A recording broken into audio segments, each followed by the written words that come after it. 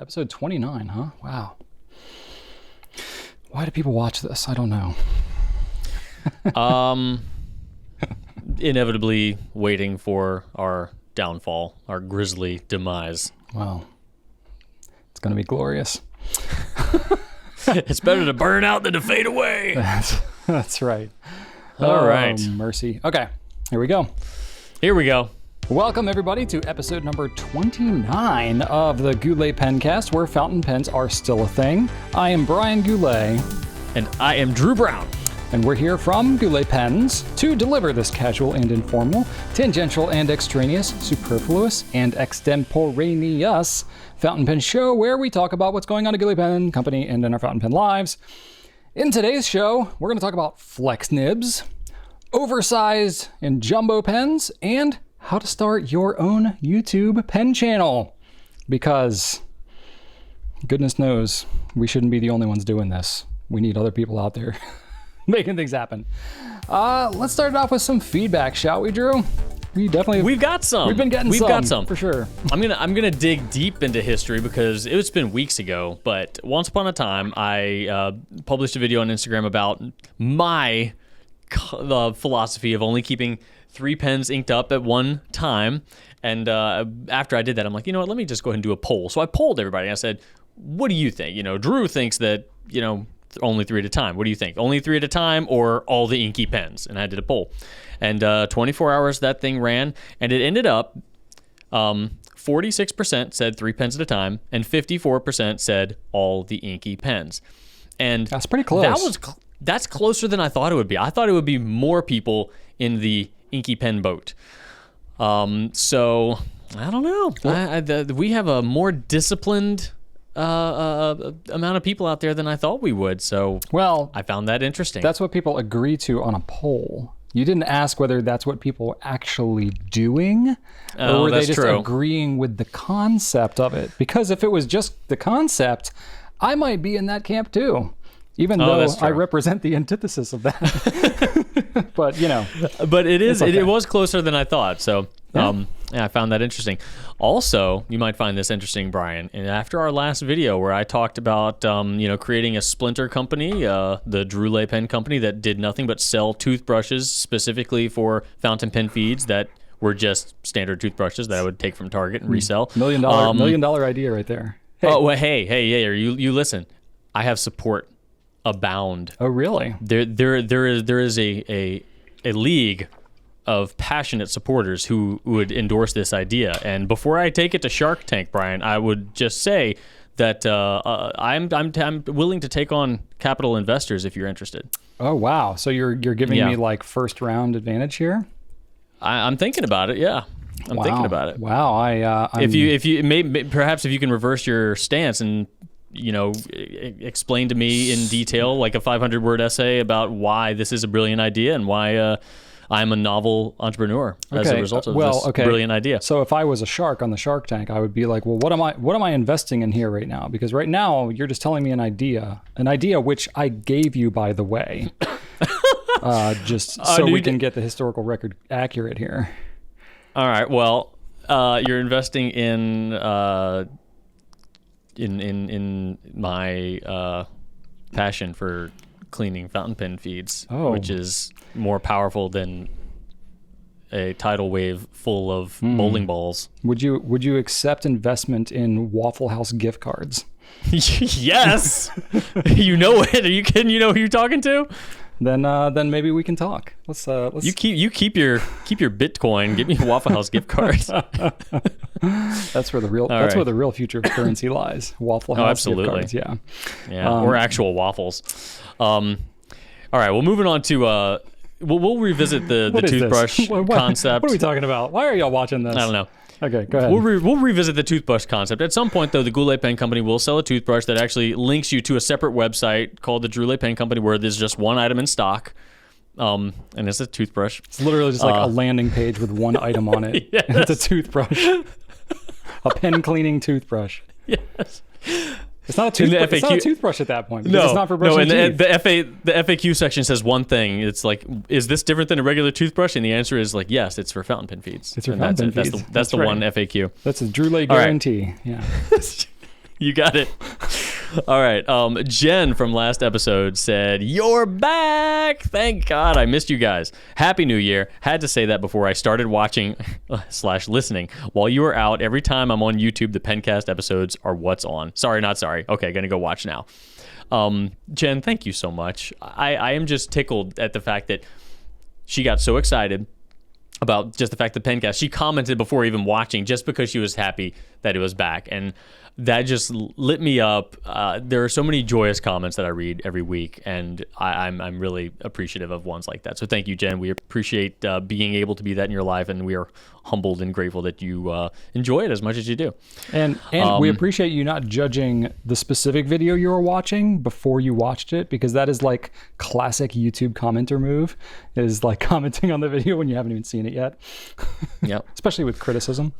But anyway, not our audience, but that happens elsewhere on YouTube. Speaking of criticism, Brian, I have a redaction I need to make. Oh. Last episode, Brian was talking about how he likes to listen to maxed out bass in his car and doesn't really care about the actual song. And to me, I'm like, why in the world would you not care about the song and just want to listen to bass? And I said, why are you interested in that? Or why do you like that? And I can see how that could seem a little critical, but in reality, I have a lot of funky hobbies, and I have been asked that question many times. Like, Drew, why do you buy those? So for me, I'm just curious. I just want to seek to understand, but I can understand how it could come across one way. However, after reading some comments, Brian, you are not alone. There are many people out there that just like the bass. And in fact, I read some of those comments and got educated about how bass can, because it has a penetrative force, it really can kind of create an environment of music, essentially. And it can kind of, be in you. It's a really fascinating concept. And while Brian just said, I don't know, I just like it, in classic Brian fashion, I do appreciate the YouTube audience providing me with some context. Because me, I've got reasons for all the stuff I like. You just need to sit down long enough to, get the whole experience. Brian's just like, I don't know, I just do. So me, I'm like, well, but why? You need to explain this. I need data. I need context, So I got it from the YouTube comment section, and I totally get it now. Yeah. Bass can definitely permeate you, and you can kind of literally feel the music, and I find that fascinating. So I get it now. Thank you. It's a more all-encompassing. Well, so for context too, I played the contrabass clarinet and the sousaphone and the baritone saxophone, and I tried to sing baritone, but I'm actually a tenor, so I couldn't sing as low as I wanted to. I've just always naturally been drawn to bass. So I don't know. I don't know. I've never researched the science behind why one might like a lot of bass. I just know that I always naturally have. Just like you might like a particular flavor of food or ice cream or whatever. It's like, do you really diagnose yourself that much as to why you like it? No, you just like it and you just do it and whatever. You like it and it doesn't matter. Fair enough. You're just basic. Yep.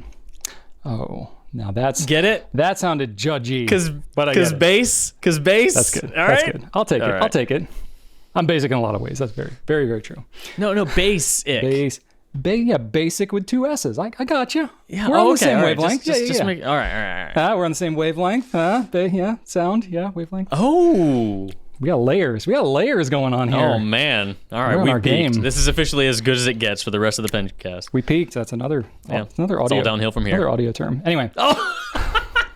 That's right. Oh, my gosh. Okay, anyway, we got to get off this situation here. All right. I got some feedback as well.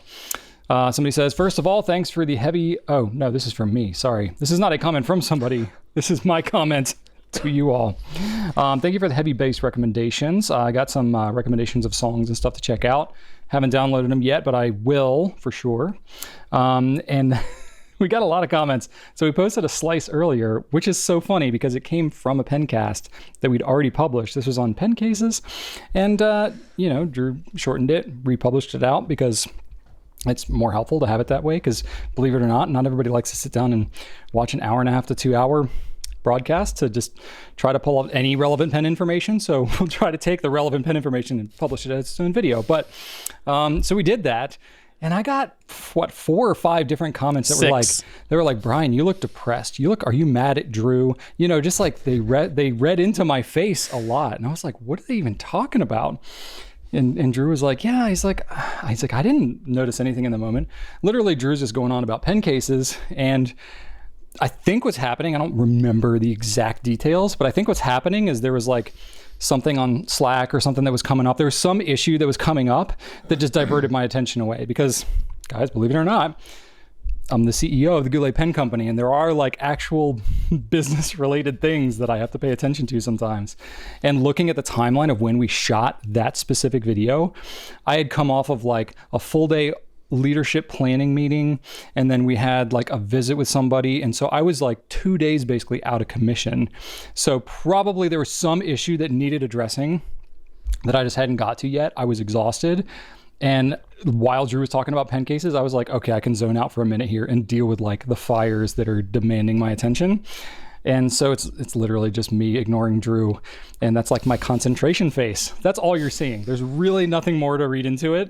I was just very busy and concentrating on something completely not Drew. But I think maybe like the context of taking it out of the full pen cast, you know, it looks like I'm really upset at Drew or something. Because no one said anything about it. Like there were no comments about it on that pen cast, but there were a bunch of comments on the slice. So yeah, I guess because it was truncated like even that. So you're not mad. You're not mad at me. You promise you're not mad at me. Somebody was well. I mean, not at that moment, at least. I Okay. mean, all right. Good. We'll see. There's a lot of pen casts yet to be done today, Drew. That's true. No, I'm never mad at Drew. How can you be mad at this guy? Look at his face. How can you be mad at this? Anyway, so yeah, no, I'm cool. Really, whenever you see that, we were joking. It's like, is this my RBF? It's my resting Brian face. Whenever I'm like answering an email or concentrating on something, you know, Rachel and I both have that. We're concentrating on something, not mad or anything, but we're just looking. And we have this intense look of concentration on our face, and we're like, oh my gosh, are you okay? Be like, what? No, yeah, I'm fine. I'm just like writing somebody back who's just really happy, and I'm just concentrating on my grammar. You know, and that's about it. It happens all the time. So that's what you're seeing. This is like, you know, thousands of hours of yourself up on YouTube. People are going to sometimes see faces. Anyway, and I make a lot of them. All right. Miss Triple J Ranch says, lol, RE kid straws. I almost spit my coffee out. It's so true and clearly universal. I was talking about how disgusting straws are that kids use, and especially the crazy straws. Said my 3 kids do the exact same thing, curse the crazy straws as well as the hot chocolate. They hear that from a mile away, and now they heard you, so they're going to be begging for hot chocolate right now. Whisper those words, Brian, whisper. Very true. Albert says, I turkey hammocked this week, which is awesome because I think that's the first I've seen turkey hammock used as a verb. That's what I was going to say. Yes. Which is just for those of you who don't know, a turkey hammock has come to be known as, you know, the random code word that you hear if you watch this thing in its entirety, which only the proud, the brave I don't remember what episode we did that in, but it was at the end of the episode, and we were like, this is a bunch of nonsense. And we were like, let's just make up a code word so whoever sees it at the end, we know they watched the video all the way through. And so we did that and had people comment. So it was kind of like, you're in the know. But anyway, Albert says, all 1 hour and 59 minutes and 48 seconds. We almost made it to 2 hours last week, Drew. I know. 3 sticker ideas for you. 1, hang on to your dongle. 2, end on a biscuit. And 3, how low do you have to go? Keep doing these pen casts. I love that. We're definitely going to have to do something with 1 or 3 of these because that's fantastic. Don says, end on a biscuit. As a professional dog trainer, I'm stealing this one. How fitting is that? Yes! That is fantastic. You literally are ending on a biscuit when you are training your dog. So that's pretty great. And then more comments, lots of appreciation for Rachel's ending on a biscuit quote, and some sticker requests as well. Plus, seals can do whatever they want, and hashtag freedom seals. Very quotable episode, apparently. Yes, indeed. Oh my God. We're trying to make this interesting for y'all because goodness knows we're not giving you actual educational content. So at least if we can entertain you and make a mockery of ourselves, then you'll keep watching. That said, let's move on to our next segment. Normally we would be doing new stuff in this segment, but Drew, we do not have a whole lot of new stuff coming in right now. So we're going to talk a little bit about some videos. And then Drew has random questions that he wants to kind of put me in the hot seat a little bit. So we're going to see. It's all about products, though. So for me, got to mention the couple videos we put out recently, some slices on pen cases. If you want to go see my RBF, my resting Brian face, you can go see that. And you can comment on whether I actually look upset, since y'all are our loyal Pencast audience. You can judge for yourself. One person said you need to increase the fiber in your diet or something like that. I need to increase my fiber and we appreciate the concern. And eat less cheese is what they said. Now, I do eat plenty of cheese. I will say that. I probably could stand eating less cheese just in general, but I do. It's nice though that there's actual care though. I mean, they could choose to say like, oh man, that guy looks dumb, but like, hey, are you okay, buddy? Like, you seem a little under the weather. I hope you feel better. I eat a lot of fiber, though. I do not think that is a concern. So, trying to do medical diagnoses over YouTube. Not sure if the effectiveness rating of that, but the intention behind it is solid and good, and I appreciate that. Okay, and then we also, as of the recording of this, we are trying to launch our Pens to Last a Lifetime video. It's one of our more popular videos we've ever done, but we wanted to refresh and update it. So we've got that. We're just kind of finalizing the details. It'll probably be published maybe by the time this video goes out. We'll see, but if not, it'll be out very, very shortly thereafter. So you'll have to let us know what you think of that. All right, Drew, you want to put me in the hot seat now? Yeah, Brian, you're gonna answer some very straightforward questions with very straightforward answers. Okay, I will be sure to not be ambiguous at all and give you very precise answers. We have begun 2022. Mm-hmm. It's a new year. It is. So I'm just going to ask you to kind of give us a little bit of a glimpse into the future as it pertains to some new exclusive Goulet products. Okay. So, are there going to be any Goulet exclusive pens from Sailor in 2022? Because there was a banger in 2021, Brian. It happened to be high up on the list in our greatest pens of 2021 video. If you want to check that out, I believe it was number one. In fact, if I'm not mistaken. I mean, spoiler alert, may or may not have been number one. These are all our loyal folks. They've seen the video. Yeah. So yeah, new Goulet pens from Sailor. Go. Yes. No. Maybe. Well, let me say, I had a lot of enthusiasm putting out our first exclusive last year. All right. Okay. What about Visconti? What about Goulet pens maybe doing something with Visconti? Someone from over there in Italia? We've had Visconti exclusives in the past. And I would say that it would not be out of character for us to have another Visconti exclusive in the future. All right. Here's an easy one. Retro 51. I mean, Retro 51. Yeah. Right? Like, why would we not do one this year? I mean, we did Warm Hugs, and we announced that it had come and gone because it sold during our Pencast recording. So, yeah. We definitely. There we go. We got a yes. Have a Retro 51 in the works. I will confirm. We got a yes out of him. And I will say, I'm not going to say what it is, but I will say I personally have invested more time in the development of this Retro 51 exclusive than any other one that we've done, which says a lot. I have no idea if it's going to actually pay off, but we'll see. I did invest a lot of time in it.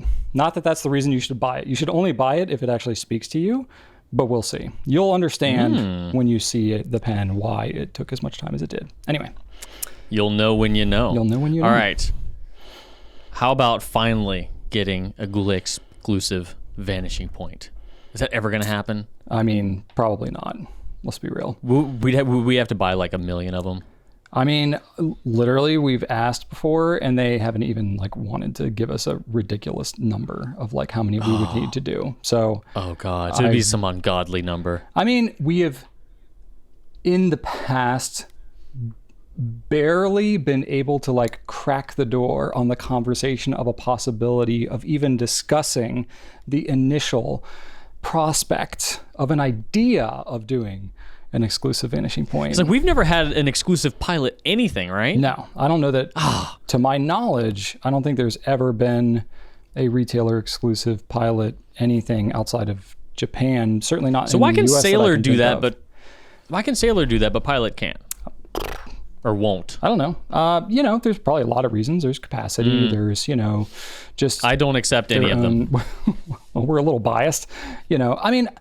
So as a retailer, of course, we love retailer exclusives because we get to have a hand in the design. We get to have something that nobody else has. It's exciting. It generates a lot of interest and buzz and all that kind of stuff. So yeah, to us, it makes a lot of sense. For a manufacturer, though, it's always a calculated risk. Like I understand, rather than making something they could sell anywhere, that might have a lot of appeal, they're making something that is kind of restricted. And, generally speaking, the quantities that think of a brand as big as Pilot. How many retailers there are probably in the world? I don't even know how many there are. But there's a lot. So 7. At least 7. At least 7. So I would say that, for them, it's probably way less of an incentive to actually do any retailer exclusive, but they do a number of them in Japan. So Sailor, really all the Japanese pen sellers that I can think of have done, a lot more exclusives in their home country, which totally makes sense. But outside Japan, not as common, but I would certainly be open to it and would be very excited to entertain it. Send me to Japan. Send me to Japan and I will talk to the pilot himself. The pilot. Yes. Yes. I'm assuming it's like Maverick from Top Gun running that joint. You would think so. Yeah. Some sort of pilot. Yeah. Anyway, I'm sure there's a lot of volleyball involved in any case. Yeah. Isn't Kenny Loggins over there? Can't help but play volleyball. That's right. All right. We got some questions this week. Actual pen content. We're gonna do it. All right. You ready? Cool. We're gonna do I'm ready. Slightly fewer questions than last week. We're not gonna do the lightning round. The non-lightning lightning round. No, this is just the regular round. Drew. All right, Brian, you ready for the first question this week? Am I ready? Okay. No, but yeah, go ahead. All right. Yeah, I'm ready. Joshua Mahabir says, why are Pelikan pens so much more expensive in the U.S. compared to Europe? Good. And this is not a new question. Nah, I've been getting asked this forever. Because this is not a new situation. Yeah, I don't have a lot of detail around this one, but we've answered it so many times, and it's not a new thing for us. So I would say just in general, as with most brands, it's pretty universally known that abroad, the product is going to be more expensive than it would be in your home, either country or territory, region, whatever you want to call it. Certainly, Europe is different because you got the EU and you get, there are different countries and stuff like that. But if you're in the EU, you have conversion and tax things that, may be similar across different countries. I know in the US, pretty much if you're exporting something out, there's going to be customs and things like that are automatically just going to make things more expensive. And then certainly things coming into the US, there's all kinds of taxes and tariffs and stuff. But it all depends on the class of products, where it is, the price point, where it like the country of origin, how much of it's manufactured in different places. There's a lot of different factors that actually come into play. So just in general, whenever you are dealing with an export, something, you're buying something, or I guess an import, in this case, if you're in the US, you're going to be, buying a higher price product than you would if it was from the home country. And the thing that, is being talked about with basically all online retail, and just globalization in general, is if you're buying like an individual product, especially from a marketplace or from an individual seller, you're buying that one product, you're maybe not going to be taxed at the same rate for that individual product as somebody who's, a distributor buying an entire like cargo load of said thing. Sometimes that really impacts whether or not you get taxed on something. So sometimes there are actually like trade and tariff laws that frankly kind of work against, larger kind of import-export stuff than there are just individuals. This is pretty commonly talked about with like buying, in the US at least, buying things from like Amazon, from China and stuff like that. And the shipping costs are stupid low because they're subsidized for small packages and stuff like that. So you pay a lot more if you're, an authorized retailer and you're shipping the stuff in larger amounts.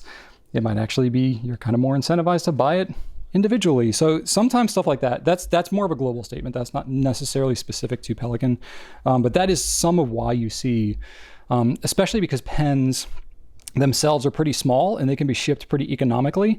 So a lot of pens tend to be, higher dollar items that can be shipped pretty small and pretty light.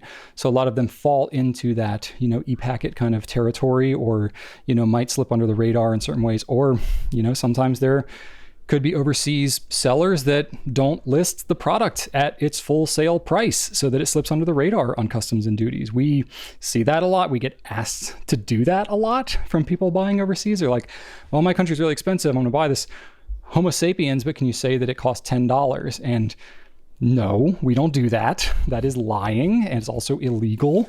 So we don't do that. But I would, you'd be naive to think that that doesn't happen. As a retailer, you'd be incentivized in some ways to basically lie like that for somebody's. It seems like a victimless crime, right? Because you're not just paying the big bad tax entity, but it's not an honest way of running business. So we don't do it that way. Anyway, I'm really getting on a tangent here. This has nothing specific to do with Pelikan. So really with Pelikan, they have, some of that going on just like all brands do. It seems like it's come up more with them maybe than some other brands. We've definitely seen other brands that also have struggled with this quite a bit. But like as far as a German brand, Lamy doesn't have this pricing disparity. They don't have Pelikan that does. pricing disparity. But again, keep in mind the average Lamy pen is a much lower price than some of these higher end Pelikans. You don't see this issue as much with the lower end Pelikans. It's more with the M400, 600, 800,000 because the more expensive the pen is, the more incentive there is to buy it, overseas or gray market or whatever, because the potential savings could be greater. So sometimes you could be buying, through a, call it a legitimate authorized seller who's just selling overseas, that's not buying through the US distribution channel, but you're buying from, a European channel. And just because their import fees and stuff are lower, and then that gets back to like the shipping costs and the duties and stuff like that for an individual as opposed to a company, could work out in your favor. And that's something that, a company as a whole needs to look at because, if there are factors like that, granted, there's governmental things and stuff like that are not always in a company's control, but they need to be aware of that and take that into consideration when setting their prices in different territories, because that essentially incentivizes the marketplace, if you will, or the end users to buy from some countries and not from others, which then complicates things in terms of support and questions. And Drew, you've worked in our company for over a decade and have been in customer service for a number of years. And it's kind of frustrating when somebody buys something from somewhere else and then has an issue or a question about it and they ask us about it. And, basically we're paying our team and their time and energy and effort to support something that you didn't buy from us. Now, because we're not going to shut anybody down. First question we ask is not, did you buy from us though? The first question we do, we just answer it. But that's the reality though, is, we're not all just like,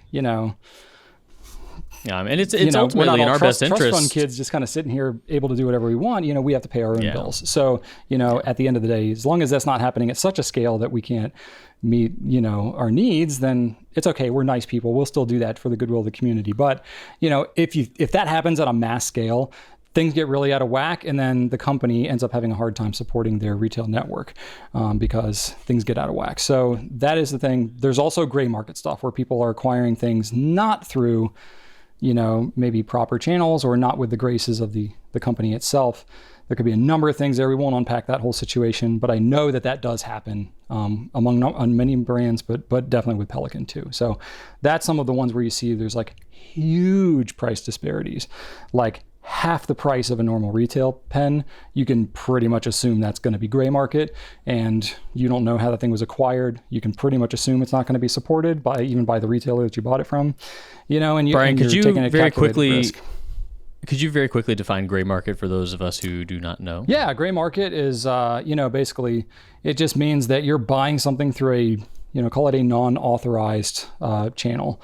So basically there's an authorized support channel. So like, Pelikan, I'm using them as an example because that's what the question's about.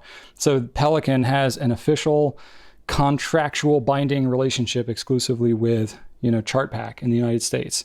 ChartPack is the distributor. So all of the products that come through the US come into ChartPack. They're the ones that help coordinate all the marketing efforts and the product release information. They support all of the retailers. They do the shipping, the logistics, the distribution. They handle all the taxes and the fees and all that kind of stuff. They're doing all that. They're taking all of the feedback and support and returns and quality issues and all those things and communicating those back to Pelikan, and they've got that set up in different regions across the whole world. So essentially it allows, a manufacturer like Pelikan, who I don't know exactly how many people they have in their company, but it's not huge. I think it's 100, maybe 200 at the most. It's not a huge company. I mean, that sounds big, but that's not that big. I don't even know if it's that big, to be honest with you, but it's not that many people. If they were to try to individually service every Pelikan customer around the world, that would be insane. They could not manage that with all the different time zones and languages and cultural, contexts and all these types of things. So that's why there's an official distribution network, and there's obviously like markups and profit opportunities that need to happen every step of the way. So there's conversation that happens about like, buying direct and stuff like that, or like cutting out the middleman. Is that bad? Like, yeah, you don't want too much of that in there because you want to make sure that enough value is being added so that at the end price that you're paying is appropriate and is worth it. So you can certainly have too many, people and steps in the process, but it's pretty lean in the fountain pen world. Like, I've talked to people in other industries, and you end up with like multiple distributors who end up competing with each other, and there's all kinds of crazy stuff that goes on. Really, in the fountain pen world, we're either buying direct from the manufacturer as a retailer, or there's like a distributor, like a sole distributor in like the US or North America as a whole. And that's where everything comes through. So there's like maybe a couple of steps in between, and the margins are not super high. It's very reasonable for the services provided. So it's not like you're being scammed. I mean, it is a lot that's happening in the meantime there, but sometimes some people feel differently about that, and they want to get as close to the source and charge as low a price as possible. And in the short term, that's, all well and good.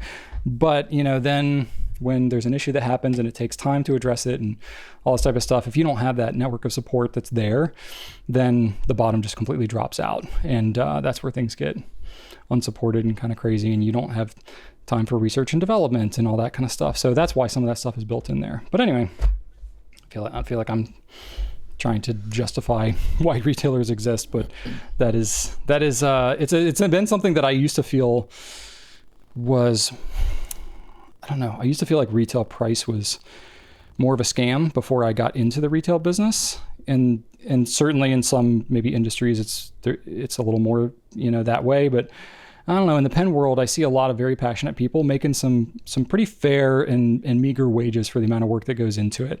So I'm a little more on the side of like, yeah, in order to do it the right way, like sustainably, and to support it, like, well, yeah, it kind of makes sense why it's this way. And the fountain pen industry is it's a pretty mature industry, from a distribution and retail standpoint. So I think it's pretty much settled down to be in a pretty good place there. But that's why you see disparity sometimes, because the globalization, the ability for, basically anybody to get their hands on product and list it for sale and sell it, and just make that transaction, assuming nothing goes wrong. Yeah, sure. Yeah, you can do that at a pretty narrow margin price, but those people usually don't stick around very long, because any bump in the road that they hit, they don't have any margin to absorb that. And usually customer service is non-existent, and they can't take anything back. They can't help you with the questions, that kind of thing. So I'm generalizing, but that is why some of why you see these price disparities among different brands, because, frankly, it's a lot for companies to get their hands around when dealing with globally. And some,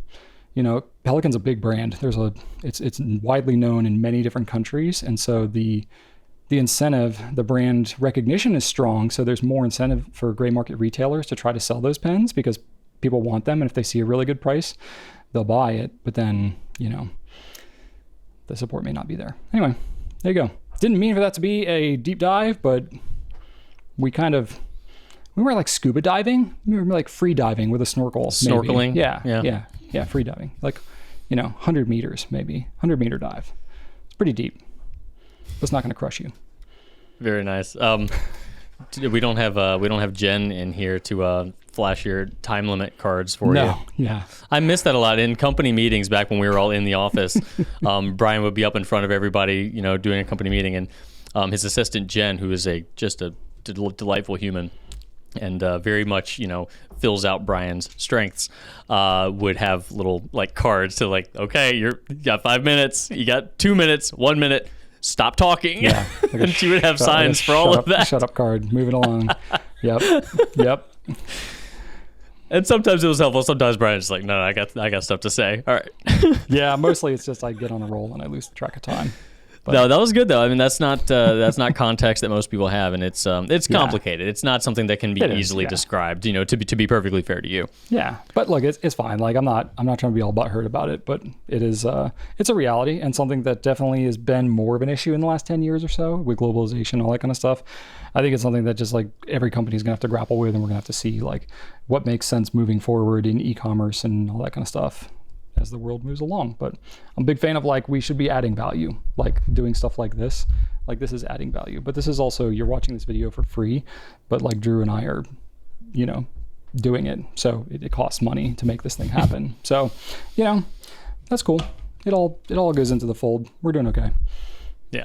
Cool. All right, next question. Sort of a question. Marcus Stang 1. Best flex nibs. That's what you got. Best flex nibs. Drew? All right. Well, hey, that gives us room to adapt this to what we want to do. And I chose to adapt this, Marcus, to a super scientific, totally objective countdown of my top 5 flex nibs, which Brian will immediately say, well, hold on, there's not exactly, you can't say one's best. But I'm going to tell you, and then he can go do his Brian stuff here in a little bit. All right, so number 5, the Conklin Omniflex nib.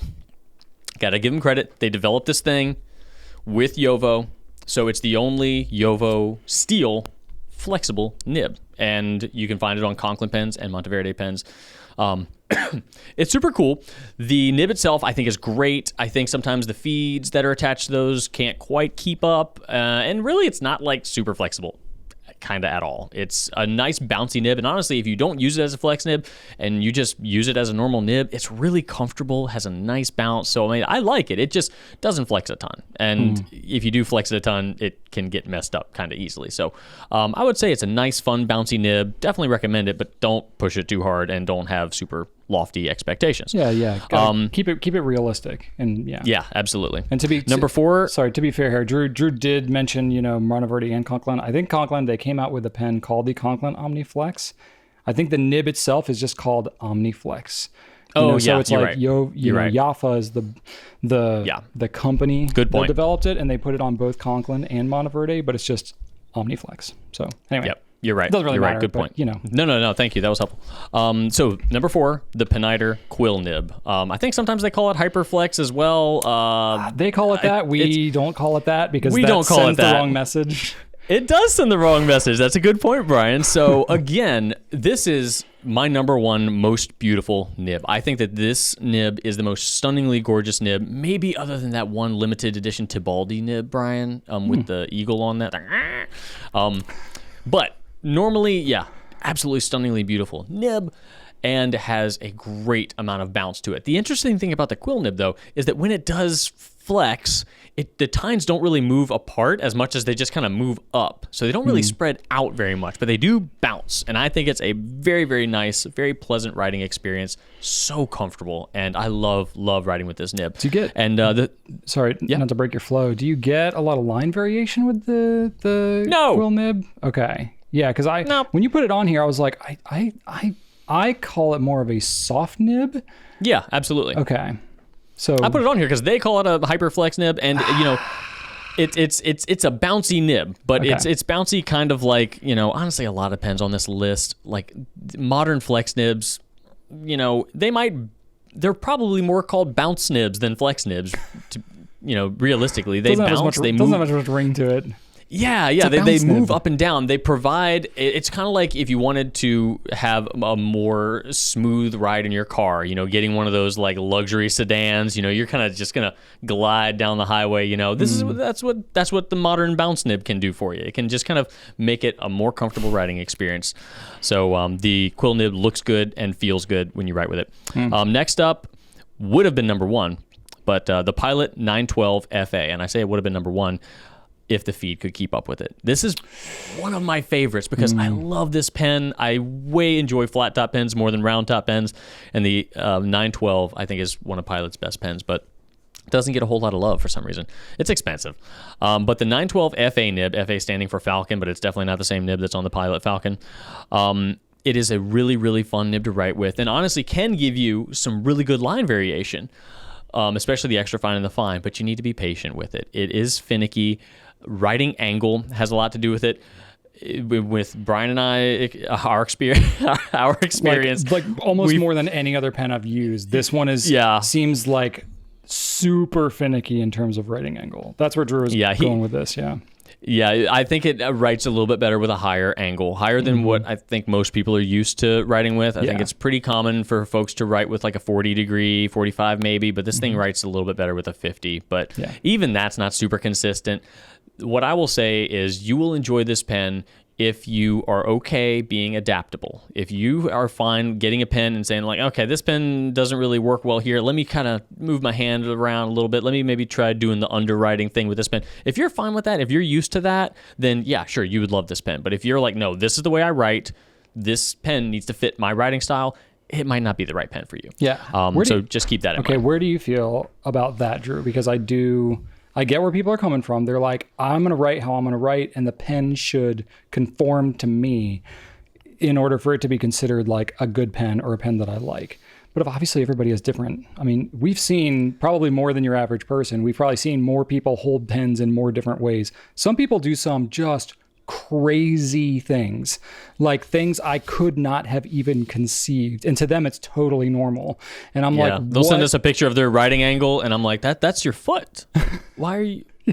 So okay, all right, but like that's different. I mean, that's cool, like no judgment. But I'm like, okay, that's why you see a snapshot of a comment somewhere, and somebody's like, this pen is the worst thing I've ever written with.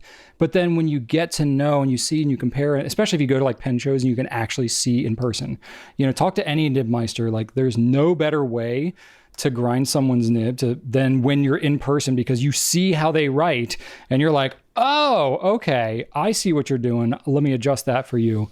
But it's like very individualized, which is a double-edged sword. And very, very. So I definitely like certain pens are just, some pens are like made to work in a pretty specific way, which like this one is.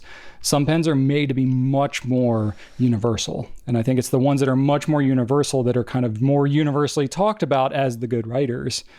But doesn't mean that it's necessarily a better writer. It's just a broader, more consistent writer for more people. Anyway, go ahead.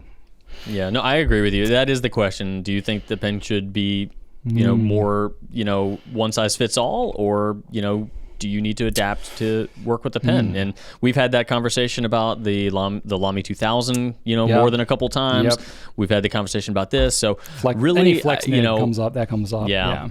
It just depends. If you do want more of a one size fits all pen, they're definitely out there, but they're not on this list for sure. That's a good video idea, Drew. Just having that as its own topic. Like, should your pen conform to you or should you conform to the pen? I don't know. There might be something there.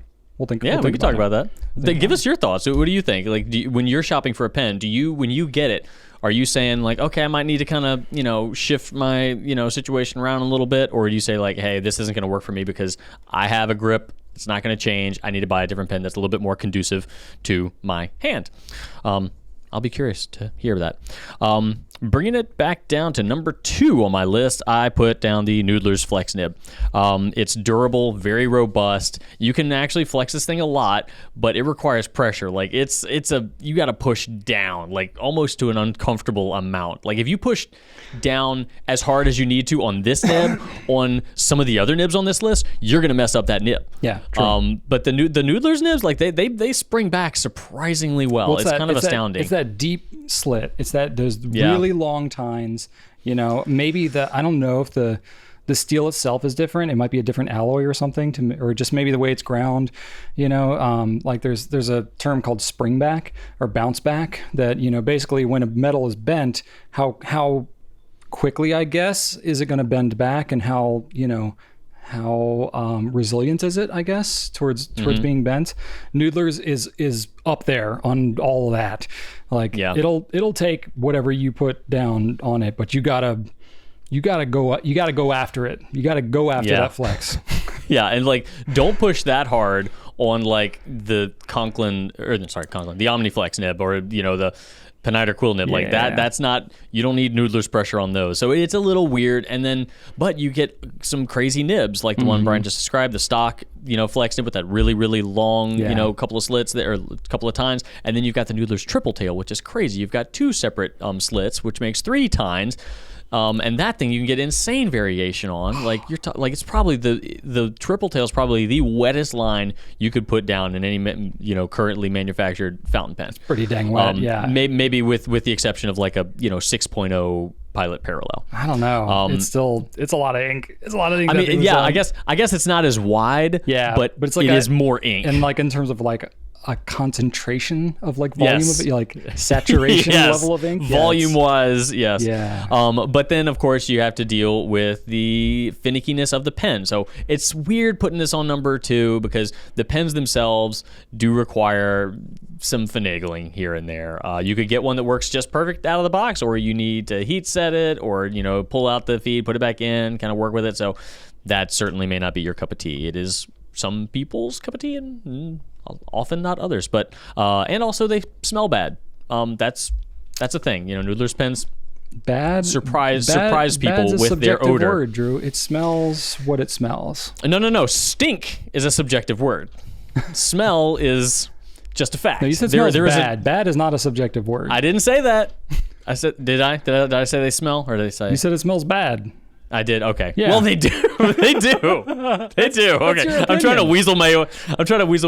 Come on, man. To me, who thinks they smell good? To me, like sometimes don't like, even. If I haven't showered for like, how sometimes. Oh God. Like if you shower, no. If you like shower in the morning, you're like normally, but then you like miss one morning. So like by the nighttime of the next day, you're not like straight up gross, but you just like you missed your normal rhythm. And then you also realize you're like, did I put on deodorant this morning? And then you kind of like smell check it a little bit, and you're like, ooh, it's got a little spice to it. You know what I mean? And I always say, at least I don't smell like a Noodler's pen. It's got musk. I would say it's got musk. No. When you open a fresh Noodler's pen, Brian, it hits you. It's got a muskiness to it. It's musky. No, it's an impact. No, it is a punch. It is a fresh Noodler's pen whiff, man. It's got punchiness to it. It's got strength. It's like, it's like there are some cheeses that many would say maybe don't smell great, true. But they taste wonderful. It doesn't mean that it's bad cheese. That's how it smells. So that's kind of where I fall with the Noodler's pens. Okay, I respect that analogy. That is accurate. I'm really stretching here. It's pretty universally commented about as not being a particularly pleasant smell. But Brian will always play devil's advocate, like in any conversation. It could be a topic he totally agrees with. Like we'll be in a meeting and everybody will be in agreement, and Brian in his mind will be like, I totally agree with this, but yet he'll say like, well, hey, how about this? How about this? Like nobody else is even trying to argue the point. I'm just being instigator. Well, to be fair, like, so we did if you ever done like Myers-Briggs like stuff, or there's a website called 16personalities.com, no affiliation, but they have like personality like names to each of the 16 MBTI profile things. My name is literally the debater, so I will argue a point just for the mental jousting of it. And meanwhile I'm the campaigner, so I'm just like, you need to be into what I'm into because this is cool, listen to me and enjoy it as much as me. There you go. Which just absolutely strikes true. Fountain pens are awesome. Buy them. All right, number one best flex nib, in my opinion, which is a fact, the Pilot Falcon. Artist formerly known as Namiki Falcon. One of the most enjoyable writing experiences you can get with a modern manufactured fountain pen, bar none. You will be hard pressed to find someone who has used one of these things and disagrees with mass produced fountain pen. You can get custom grinds and things like that, but we're talking available stock from the manufacturer kind of thing. For sure. It's lightweight, feels comfortable, looks good, especially the black with the silver trim. Thank you. And can provide you with that. It's probably on this list, it's probably the most like what you would expect from a flex pen than anything else, because it does give you line variation, it does bounce, it feels good, it looks amazing. There's no other nib that looks quite like the Pilot Falcon nib. And now it's not going to do anything super crazy. There are a lot of videos online of people going absolutely crazy, doing insanely beautiful but complicated calligraphy with these things. But a lot of those videos are Pilot Falcons with custom grinds on them. So you may not be able to push it to quite the same limits that you might have seen on, certain viral YouTube videos. However, you can get some good results with them. And I think that even if you don't, like some of the other nibs I mentioned, want to flex, you will still get a really, really pleasant writing experience. And if you do want to flex, pick the extra fine or the fine. It might feel a little toothy, but be gentle. Don't push down any pressure, and you will get a ton of line variation, a surprisingly large amount of variation compared to other currently produced flexible nibs, bounce nibs. Now, and that's my list. One Brian, point agree with all of it. 1 point, I largely do. One point of clarity on that is the Pilot Falcon that we carry has the soft nib. That's all we've ever carried. There is a Falcon that comes with what they call the hard nib, or just like the standard nibs. The shape is the same, like the overall shape, the look, the beak, design and all that. It's just a stiffer nib, so it's one of those things that, like, in the US and with us and all that, we just call it the Pilot Falcon. It's technically the Pilot Falcon with a soft fine, or soft medium, soft extra fine. Can you even get the hard nib in the US? I don't think so. I don't think you can. That's all we've ever seen, but I just need to clarify that is technically a soft nib. So anyway, true. Yeah, I'm pretty much in agreement with Drew on most of this, except that I think the noodlers, especially the Ahab, to me, I do like the triple tail a lot, and the triple tail does not have the distinctive smell that Drew it still has discussed. a smell. No, it's it doesn't. not. No, it's a different. Oh, it does. No, it's a different material. It smells like something. You're just scarred. No, it You're does. just smelling it by association. No. Nah, It definitely. It's not the same. It's not the same. I didn't say it was the same. It has a smell though. If you took out a Pilot Metropolitan, that's metal. But if you took out any other resin pen, okay, smelled that, and you smell the triple tail, you're gonna say, "Wow, this one smells and this one doesn't." I mean, it's not as funky as an Ahab. There is something. There's a lot of smells in the world, Oh God! Some things smell one way, other things smell smell another way. It is a much less severe smell. I'll say that. Severe is a very strong word, but you have to. Oh my God! You have to get it closer to your nose to smell it than you do. Like here's an Ahab. Here's an Ahab smell. Here's a triple tail smell. Oh, come on! I think the triple tail is way less of a smell than that. You gotta have I do like the triple tail. You almost need like nose contact to smell the triple tail.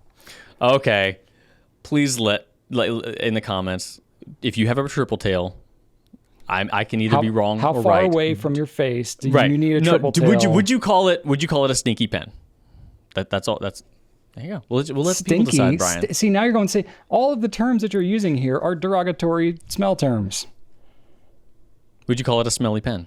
Do you think the pen has a strong odor? Even smelly. It's like, what is that? That's like saying a food is tasty. Like taste is. I couldn't say good or any, bad. Like smell. Yeah, I couldn't say any adjective. I couldn't say any adjective that you would be happy with, Brian.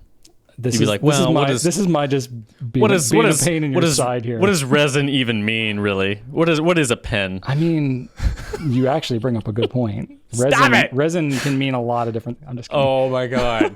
I'm really just being a pain. Okay. Oh my goodness. I've got the next question, Brian. I'm going to ask you something, wait. My God! I had more relevant things to say. Okay, sorry. All right. So I agree. Smells aside, I actually really like the Ahab nib. I think especially for value sake, I think the Ahab is number one for like flex for the money, and in terms of results, like line variation, consistency of performance, especially for the degree of variation that you get, the Ahab is pretty dang tough to beat. That said, the actual writing experience is not like my number one favorite. Just the way that it feels on the page, like that extreme amount of flex, the amount you have to press it, all the senses that you're feeling while you're writing with that pen, smell being all of the senses, smell, touch, all the visual. Like the Ahab is not my favorite like pen shape, but purely like in terms of when I want what I think is, a dramatic, like verbiage, like script on the page, I'm very pleased with the performance I get out of an AHAB. Is it the most pleasurable writing experience with all senses involved? Probably not. So for me, it's like, it depends on how you would interpret this question as best. So that's just my own little thing in there. But I did want to throw one other pen in here, since most of the pens that Drew mentioned on this list are not actually flex pens. They're just gold nib pens or soft nibs or whatever. But that's fine. That's cool. No judgment. A lot of them are called flex pen. Well, we don't call them flex pens because we don't want to. We're like, oh gosh, people really like think flex is one thing. If I only said best flex nibs on nibs that we actually thought were flex nibs, this would be like a list with 2 pens on it. Probably. We use the term very selectively because we've been scarred from people having very assumptive expectations about what a flex pen should be able to do, which is fine. But that's gotten better over the years. So all that said, I would throw the Pilot E95S in the mix somewhere, because you can get some line variation. It's a very bouncy nib with some good line variation.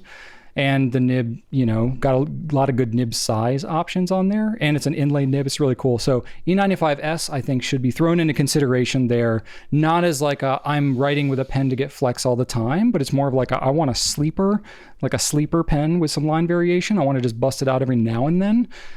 E95S is a great one for that. Boom. All right. Brian, this next question, you put some notes in here.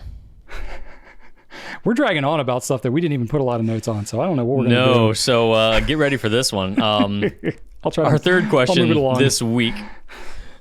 Yeah, our third question this week comes from Reflex on Instagram, and this person says or asks how to start a YouTube channel about fountain pens.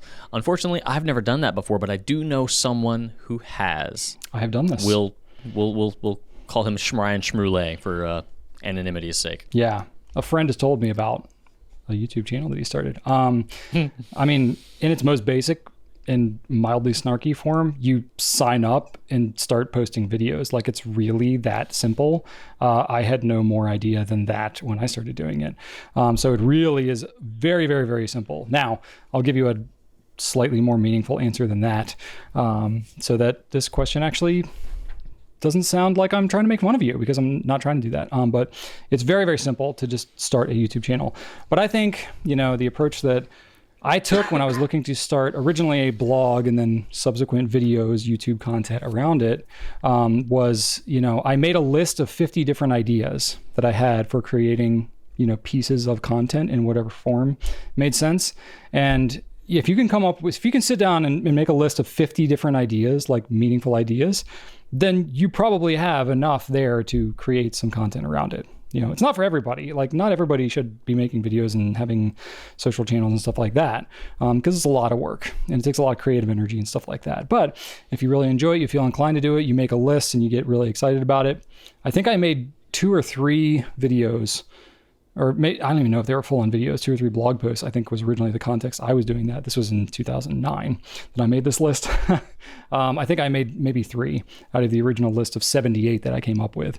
So just when I started making more ideas came up, people left comments and engaged, and I came up with new ideas. So like, I think that's a good catalyst. Like, if you can come up with 50, then you have enough just creative, just stuff needing to get out that you're probably going to be able to keep it flowing.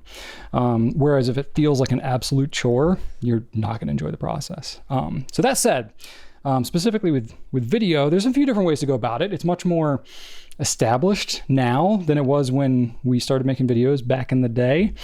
So I have a few different ideas of maybe just ways that you could think about doing it. One is like vlog style. This is really just talking about yourself, your own experience. You're kind of just like talking into the camera. Hey, here's what I did today, this week, whatever time frame you're comfortable with. I got this pen, I got this thing. You're kind of like a little more of like vlog. That's what originally what vlogging was. People would do stuff daily or weekly or whatever.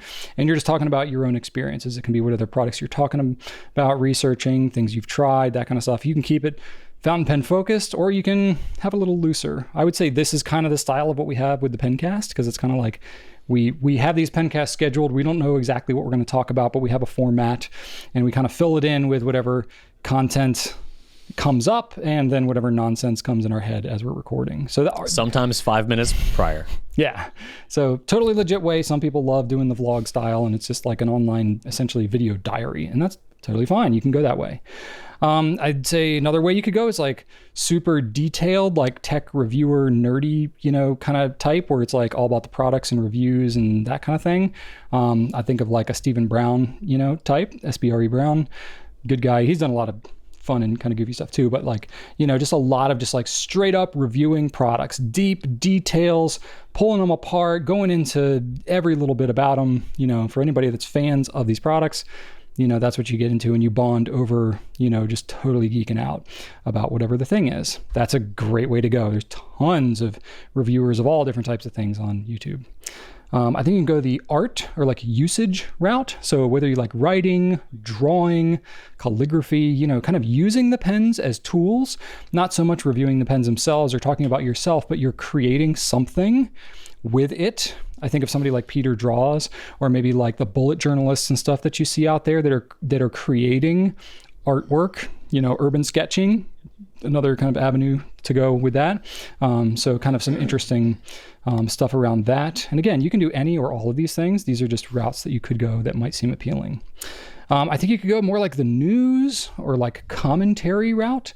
There's a little bit less of this in the fountain pen world because it's a pretty established. You see a lot of this in like, think of like electronics or sports or like tech products.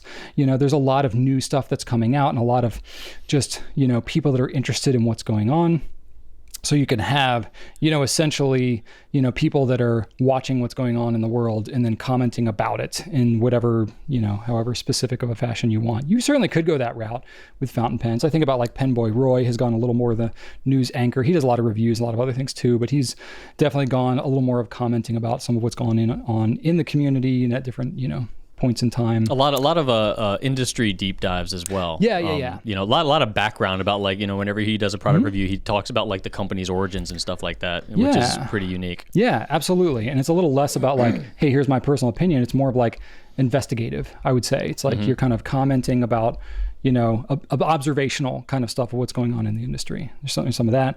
Or you could go just like very generic, kind of YouTube, go really broad. Think of like, the how-tos and the top pens, as gifts and this type of thing.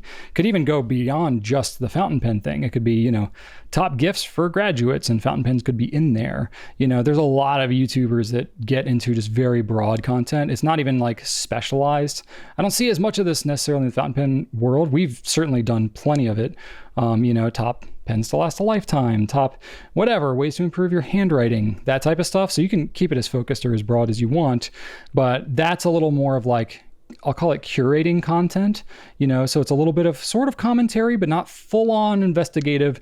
You're sort of using your own expertise, perspective, judgment, whatever, to get a view and kind of put a list of some kind together, for entertainment, maybe some educational purpose, but you're kind of like rounding up a lot of different information and then giving people like little snapshots about it. So we've basically done mixes of all of these things on our channel over the years, frankly, because we've just produced so many dang videos. We're like, I need to do something different. Let's try this method. And we do that. And we kind of like doing it all. So I would say these are all pretty solid ideas that you could just knock around, see which ones kind of light you up, and see what you naturally gravitate to and what fits your personality style, not just in the pen world, but just in terms of content that you watch and find enjoyable. See what fits your personality and try and match it up as close to that as possible. But I would say, just see what kind of flows out of you naturally. Don't just go the route of like what you think is hot or what you think, people will want to see, because if it doesn't, that's always well and good, but if it doesn't also naturally fit with what's easy for you, like if you're not a very detailed person and you don't like investigating and researching, you're going to hate doing the deep detailed stuff because it's going to feel like a chore. People are going to ask you deeper and deeper and deeper questions in the comments when you post these types of videos. And if you're not like one who just really gets off on finding the weirdest, smallest detail on something, you're going to be really bothered and it's going to be annoying and you're not going to post anything. You need to be passionate about it. Absolutely. That's huge. Absolutely. That needs to come across. Find a topic or a style that you just can get really jazzed up about, because 100%. that conveys to your audience 100%. Absolutely. And then I would say, like, some of how this question could be interpreted is like, there's a lot of questions too about like the gear, the tech, how do I like logistically like publish a video? It is so stupid easy now. Like, just don't even overthink it. Just use your smartphone. You probably have a smartphone if you're watching this, and if you access YouTube on a regular basis. They make it so easy now. You can literally record from your phone into YouTube, and not even like, they have a built-in editor. There's like almost no excuse not to do it as long as you have access to the internet. So got music library. Yeah, they've got so like, many assets you can use. If y'all even had a clue how kludgy it was when we first started making videos, we can go back and watch them. They're awful. Like, just the editing and stuff like that. Partly because I didn't know what I was doing. And even the tools we had then were actually, they're not super terrible. Like, my parents were doing desktop publishing back in the 80s and 90s. And so like, I grew up around some early computers, and just like seeing what they had to go through to get any type of digital anything going, kind of amazing. So these days, like, I can't complain about any technology because it's all miraculous compared to what was around even a few years ago. So don't let the technology be a barrier at all. I can guarantee you, like, you got to get it to a minimum acceptable level, but not in the beginning. Just get something that is not a barrier to get your content flowing. That's really the biggest thing. Get something that's acceptable enough, which basically any modern smartphone, any smartphone from the last 5 years would probably be acceptable enough to get good content out. So if you are making an excuse about not having the latest phone or whatever, that's all it is an excuse. You should spend more time getting your content together, because that's the technology is not what's holding you back. Now, you'll get to a certain point where your audience is big enough where you do need to increase the technology enough so that it's not distracting how bad it might be. That's pretty much where we're at. We've invested a little bit over the years, but still, it's not like we're going nuts over here. But still, when the pandemic was at its worst, I was shooting videos on my cell phone and uploading them to our channel. Oh, so, yeah. I mean, it We'll works just fine. Absolutely. And so It gets the job done. that's totally what you should do.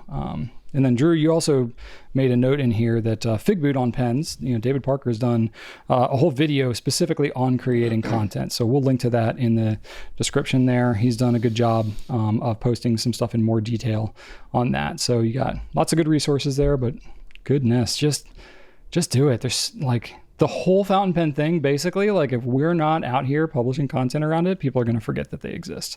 So I am such an advocate for, if you're passionate about it, just start doing it. Like, and your followers, your fans, whoever, whatever you want to call it, they will guide you and you'll find your place. And if you just find the things to do, find the things in the process that you enjoy, you'll find your own little niche, and then you'll work it and you'll just have a good time. It's going to be just a crud load of work, because anything related to video is, but it's also super, super fun.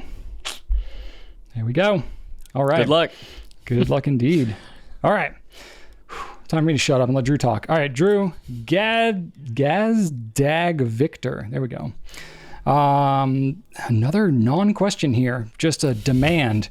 Oversized and jumbo pens. So again, we can kind of go anywhere we want with this. So thank you for the freedom, Gazdag Victor. Like worst ones, best ones? I don't know. I don't know what they're looking for. We're going to go with worst ones, being so we're going to just name a bunch of small pens being the worst oversized. That's how I interpret it. Yeah, definitely. I'm going to pick 3 that I like and think they're worth mentioning, and then I'm going to pass it over to the big homie Brian Goulet, and he's going to name 3. The big homie. You know what? That's something that they say on an MMA podcast that I listen to. That's the first time I think I've ever been called the big homie in my life. They just in any fighter that they just kind of like, they're like, hey, the big homie, whomever. I don't know. Okay. It's endearing though. It's endearing. You don't have to be a large human to be a big homie. I mean, I am, and I'm at home, so it's a very contextual thing. All right. So before I pass it on to the big homie, we're going to talk about the Mayora Mytho. And this is a pen that is large, has a nice big grip section as well, because some pens are large, but the grip section isn't like comparably large, I guess, but this one definitely is. It's not super heavy. It is a resin pen. But I think that the weight comes from how much trim there is on this pen. It's a beautiful pen, and honestly, my favorite pen from either Mayora or Nettuno. The black one specifically has what I like. So there's a white one, a black and orange one, and then an all black one. However, the all black one does have a little bit of orange resin between two other pieces of trim. This pen I love because of the trim. This pen is all about the trim. It's got a great Yovo nib, but the trim. I see this pen and I see how much work went into it because it's segmented so many times.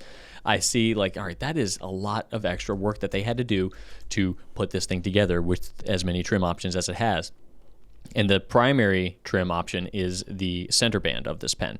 And it is a gorgeous, like, I don't even know how to explain it. I don't know what the pattern specifically is called, but you've got that as this ornate center band. And then that is bordered by these two pieces of resin, orange or black, depending on which color you're looking at. And then there's more trim, and then there's trim on the blind cap, and then there's trim on the top of the pen as well. It's trimmed out really, really nice, very tasteful. And the black one specifically I like because it's got that hint of color, that little pop of orange that this brand is kind of known for, but it's not, in your face. It still maintains a really classy look to it. So Mayora Mytho, check it out. There's also the Mytho K, which is the more expensive version with a little bit more going on there. But the Mytho is also just as beautiful. Oh, it's called the Mythok. The Mytho K. The Mythok, yes. Yeah. And then next up, I want to talk about the Yukari Royale by Namiki. So this is a big pen. It's not as big as the Emperor. The Namiki Emperor is the biggest pen that we sell. Yeah, I mean, that's such an obvious one to do. It is, yeah. And we could have talked about that, but really, like, I don't think that anybody who sees this video is, oh, yeah, you know what? I've got $10,000 just burning a hole in my pocket. Let me do this because Drew said it was large. You can get just the Yushi version for $2,000. It's a bargain. That's true. It's a bargain at 2K. The plain one. The Yukari Royale is still a big honking pen. However, and then they do have a lot of Maki-e versions. So most of these Namikis that are in this price range have a ton of Maki-e and Urushi work to them that drives their price way, way up. However, there is a black and a vermilion version of the Yukari Royale, which is just a flat color. That red, though, the vermilion, it's that type of vermilion that you only get when it's a lacquered red. Now, black's black, but this particular red, it's like this special kind of red that's only Urushi red. You know what I mean, Brian? I know what you mean. Yes, it's like there's something special about it. So I say vermilion wins 100%. And so this is going to be, alongside the black version, the more affordable Yukari Royale. It's still pricey, but it's a big pen. Definitely. But in the hand, it has this warmth that you can really only get with a pen that has these layers of lacquer. It's a gorgeous pen, and it's actually insanely popular as well. So you're probably gonna have a hard time getting your hands on one. I can't remember the last time we had one in stock. It's crazy. No, it's but I do have to mention it because I think it is it's my favorite large pen. I think I don't have one, I probably won't ever, but it is also surprisingly lightweight. And then finally, one pen that I do have proudly is the Diplomat Aero. So unlike the Namiki, is not a lightweight pen. It's as heavy as it looks, I'd say. So there are two different, well, I guess not two different versions. There's probably more than two, but it's aluminum. It's a metal pen, and it is an anodized aluminum. So the colors have that cool anodized look. It's got a beautiful German-made nib and writes fantastically. Caps amazingly well. The machining on the threads is super satisfying. No, sorry, the machining on the threads is good when you actually, close the body to the grip section. That's really nice as well, but it also caps really well. It's a snap cap, though. It has this wonderful pressure that ends with a just gorgeous little pop, and it seals really well as well. There is a stainless steel version, and is there a stainless steel version and the flame, or is it just that one? I think it might be just the flame. We might have had a stainless steel version at some point. But the flame, I don't think, is stainless steel, because I don't think stainless steel will flame like that. I think it's what does steel. That? It's steel. It's non-stainless just steel. Like, okay. Yeah, gotcha. Yeah, because that thing is heavy. That thing, that's too heavy for me personally. The regular one's aluminum. That one is, I don't remember. I think the aluminum is exactly just heavy enough. The flame one looks awesome, but for me personally, I've got smaller hands. That's just too much for me. But the pen is beautiful, and it is a big pen. The grip section isn't as big, so if you're looking for a big pen with a big grip section, it's got more of an average grip section, but it is a metal grip section that feels good and it's not slippery, and so I'll give it points for that. A lot of times, folks are concerned about metal grip sections being slippery. The Arrow, not slippery at all. No, it's a good all. textured metal on that. But if you want like a big pen just kind of in the hand, it's perfect. I think that's a phenomenal pen, and it's incredibly popular. Arguably, well, it's one of the two most popular big pens that we have on our list, I think. But I'll let Brian take over the rest. Yeah, I'm just looking up on the site. I'm like, how heavy is that flame? Let's see here. It is weighty. 69 grams. That's pretty heavy. That's on the heavier end of any of the pens that we have. That translates to 94 pounds. No. 2.43 ounces. 2.4, which is 94 pounds. It translates to 95,000 stone. No. Okay. No. Let's see. I've got multi-tab syndrome going on here. Where are my notes? Here we go. Uh-oh. Also just realized my computer is totally not plugged in, so I'm going to have to run over and next question that you're answering, I'm going to have to run over and grab my power cord. I'm okay. I'm at 36%, but I'm not okay. I just ran out of hot beverages. May not. Uh-oh. We just got to end this You're now. Have to go to the bathroom and then refill your coffee. No, I need drinks. All right. I went ahead and picked 3 as well. I think Drew's list is good here. Very solid. I wanted to go with one that wasn't so expensive because basically all the rest of them that we're talking about are pretty expensive. The Jinhao 159. That thing is very large. It looks pretty big. Good call. But then when you hold it in your hand, you're like, oh my gosh, yeah, this is a pretty big pen. It's very large. Like the grip diameter is very large. The whole pen itself is big, and it's a heavy pen too. So, if you like big pens that are not super expensive, Jinhao 159 might be up your alley. And then one that you might say that 159 could be semi-inspired from is the Sailor King of Pens. That I do like that. It's just very classic style. Me personally having very large hands, that pen to me fits into my hand like I imagine most normal pens fit into most normal people's hands. So to me, it feels very natural, which is why I like it so much. But it's also just it's a big pen for most people. But it's not super heavy. That is what I really like about it. So, the 159, it's a big pen, but it kind of tires your hand out after a little while. Not so with the King of Pens. They're all just pretty expensive though. That's the downside of all the King of Pens. As is anything in that size range, especially in the gold nib, you get into the Yukari Royales and you get into the Sailor M1000s and stuff like that. Your Mont Blanc 149s. Pelikan. Yeah. You're going to be up there in price. And then since we're pushing the price barrier, I'll go with the Pilot Custom Urushi.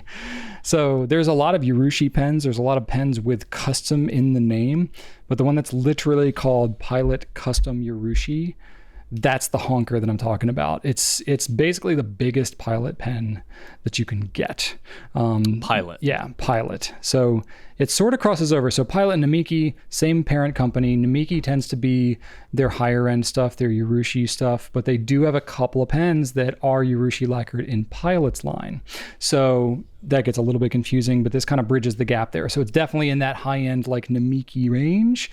You're in the like mid 1,000, 1,500, somewhere around there for this pen. It is Urushi lacquer, but the pen itself is just huge. I mean, large pen, big nib, big grip. But boy, does that pen write incredibly. And that vermilion though. Oh, the vermilion? Oh, yes. Just stop it. Just stop it. I know, right? It's got that.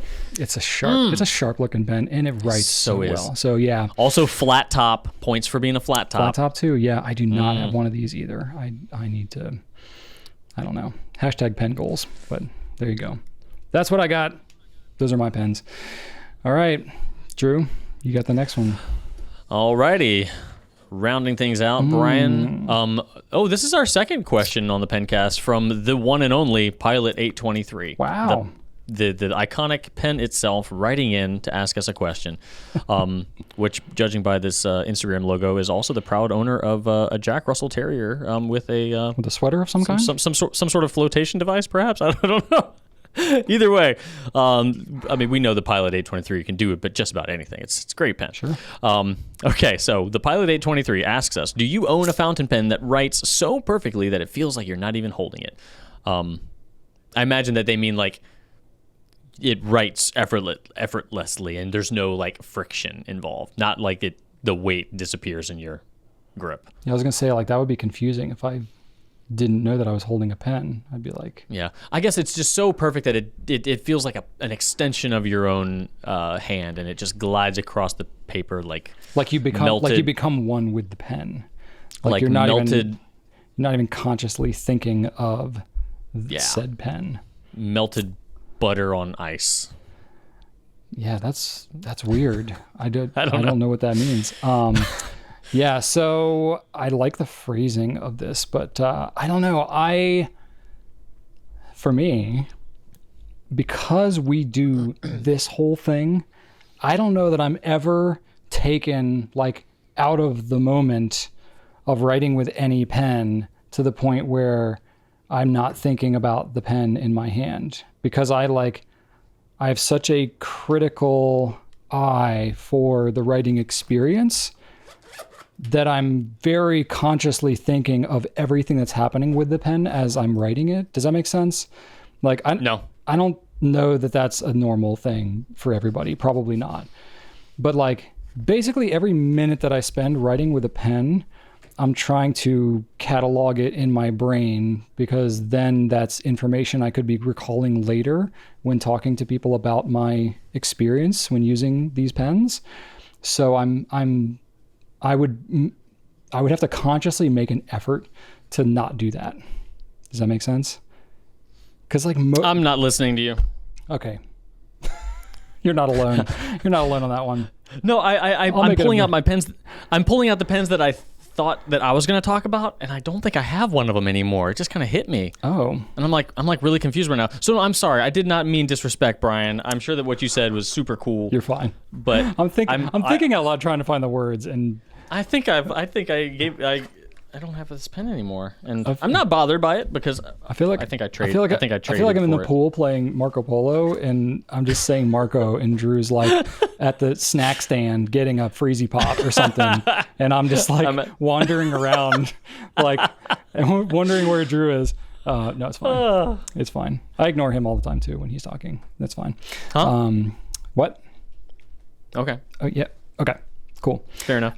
So I don't know. I have trouble answering this question, because I don't naturally go to this feeling like I'm not holding a pen, because I'm so conscious of making sure that I'm cataloging every experience I have with the pen. What's your best writing pen? Like, what pen? Yeah, I guess that's how we need to like contextualize, like, what's the pen that I feel writes the most naturally for me, or I guess is least distracting, the most effortlessly, like best, like combine comfort with flow. Which pen is just like the pen for you? Yeah, I mean, it's very contextual to like the pen, the nib size, that kind of thing. But I think in general, I prefer broader, smoother nibs. So for me, like what? Broader, smoother, bouncier nibs, really when I feel toothiness, that takes me out of that feeling like I'm not holding a pen kind of feeling. Some people, it's the other way around. Some people, if they got something too smooth, they feel like they're slipping all over the place and they're distracted. Drew's, he's like that. He likes a little more texture than I do. If I feel a lot of that feedback, oh man, it feels like I got like rocks in my shoe, and I'm walking and I'm like, this is like, I'm like walking, like I got a really cushy, comfortable shoe, but it's like, feels like gritty. Like, what is up with this? And that feels kind of weird, but it's a very much a personal preference thing. So me, I tend to gravitate more towards, pens with a little more bounce to them. Pilot nibs, big fan of those. Pretty much anything Pilot with a gold nib that's in like the medium or broad size, pretty on point. My famed like custom 74 medium gold nib, big fan, still am of that one. I do like the Lamy 14 karat nibs. I mean, I like the Lamy 2000, not very bouncy, but I like the Lamy regular 14 karat gold nibs that you would get on, the Studio or CP1 or something like that in some versions. And that's very smooth, wet flowing. Yeah, big flow. I like that feeling too. The Pelikan, like M600, 800, 1000, those ones very, very bouncy, very flowy. So kind of anything in that range, Sailor King of pens and like the Broad especially gets up there. So just anything in that vein. That's the ones that feel to me like the most like I'm not holding a pen, I guess, to go with the phraseology of the question. All right. What about you, Drew? You're going to have some very different pens for me than I will. Yeah, actually, so one of them was going to be more on the wet side, and that was going to be my Namiki Herringbone. It was like a pen from the 90s that I got, but I'm pretty sure I traded Adrian for that one, and I think that's how I got my VAC 700 Iris and my Prussian Blue 580. So I think she has that one now. So I guess that one, but it's got a medium nib. It was really smooth. But anyway, that's in the past. Now she has it. It's not mine anymore. So I actually am going to go with 2 extra fine Japanese nibs, Brian. And so for me, just the and a lot of people don't think that the Pilot Vanishing Point is a comfortable pen. I think it is very comfortable. I kind of want a Decimo, but for now, this is just fine. I have this black VP has been put through the ringer. It's got like I've had to Sharpie the plunger here because it started brassing, and I think some credulousness got all up in the little thing, and every time I would click it, it would like scrape lines into it. Looks like it needs some more Sharpie. Actually, I need to freshen that up a little bit. Sounds like. And then the front pops off, so like I can just kind of take that off. That's not supposed to happen either. What the heck are you doing with this pen, Drew? And then, hey, this is a well-loved pen, Brian, and it's like where the clip is, it's like worn a brass spot off of that, but you can't see it when you cover it up. That's fine. We're just gonna pretend that's not there. Stop it, my phone's ringing. All right. So anyway, I love this pen. It is my go-to quick draw pen, and I've been using it for years without fail. It writes every time, and it writes with no effort. So yes, while it's an extra fine Japanese nib, and it is a little toothy, I don't need to put any pressure at all on it. Like I just drag it, and it goes. And to me, that is it. Like it is the best flowing pen that I have. It's one of the 2 best flowing pens that I have. The other one is a recent acquisition. It's the Sailor Pen of the Year from 2021. And while I don't have a lot of red pens, this one writes so incredibly well. It's just like the Pilot. It is an extra fine, but you don't have to do anything. Like you can hold up, a piece of paper, like just a loose piece of paper to the side, and I could just do that, and it would write flawlessly. So it's like perfect flow, just super. Absolutely. If you can hold a loose piece of paper up and just take your pen and just doodle on it from the side there, like that is, you don't get better flow than that, and it's amazing. So these 2, I know anytime I pick one of these up, it's just going to be a perfect, comfortable writing experience for me. I'm not going to have to retrace any of my lines. There's not going to be any hard starts. They both seal really well, too. So these are the ones that popped into my head. Very cool. All right. Here we go. Tip of the week, Drew. I think you're up for the tip of the week. As you know, last several pencasts, we've been just sharing little bits of knowledge that we have that can make your pen experience a little brighter. And Drew, you got a old tried and true one that we've been sharing with many of our customers that have had trouble with their pens for a long time. And yes, indeed. This one does come with a lot of asterisks and a lot of caveats. So essentially, if you have a pen that you suspect may have a flow restriction because the tines are too tight together, this is what you can do to open those up a little bit. Generally speaking, the way to open those up is to, use your fingers and or have a nib professional do it for you. However, if you just want to open up a little bit, if you think all it takes is just for the tines to open up just a tad, what you can do is on, a piece of paper, you can actually press the nib down on the paper with a more than common amount of force so that the tines actually separate a little bit. Maybe 3 times, kind of like that. 1, 2, 3, and then check the flow. And you do not want to do this more than you need to, because pressing it down like that can absolutely move the nib away from the feed, and then nothing's going to work. So really, I only recommend customers do this if you're already going to need to replace the nib because, something happened and this is just kind of like a last-ditch effort, or you have a lot of experience and you know that you're not going to overstress the nib. Because what you don't want to do is get a new pen, do this, spring the nib so that it just wonks itself away from the feed, and then say, this isn't, working, I need to return it. I tried to fix it, but I couldn't. They're not going to take it back. Like, you just ruined your nib. So definitely practice restraint with this technique. Maybe only even try it once. The trick is do it a little bit, test it. Do it a little bit, test it. And that's really a golden rule for any sort of nib customization or tuning or any sort of nib related act you can do. Do a little tiny bit and test it. Do a little bit, tiny bit and test it. You don't want to, because it's really difficult to undo a lot of the stuff. So, but it can work. Before you get to the point where you move it away from the feed, what you'll do is just open those tines just enough, and if they're a little too tight, this can help increase flow. If you're noticing dry writing, hard starts, or just an overall weak flow, if your line looks like it's watered down. With other pens, if you have a black ink, but in this pen it's like a light wimpy gray, your flow is restricted for some reason, and that could be the reason why. And this could help. Yeah. But carefully. Yeah.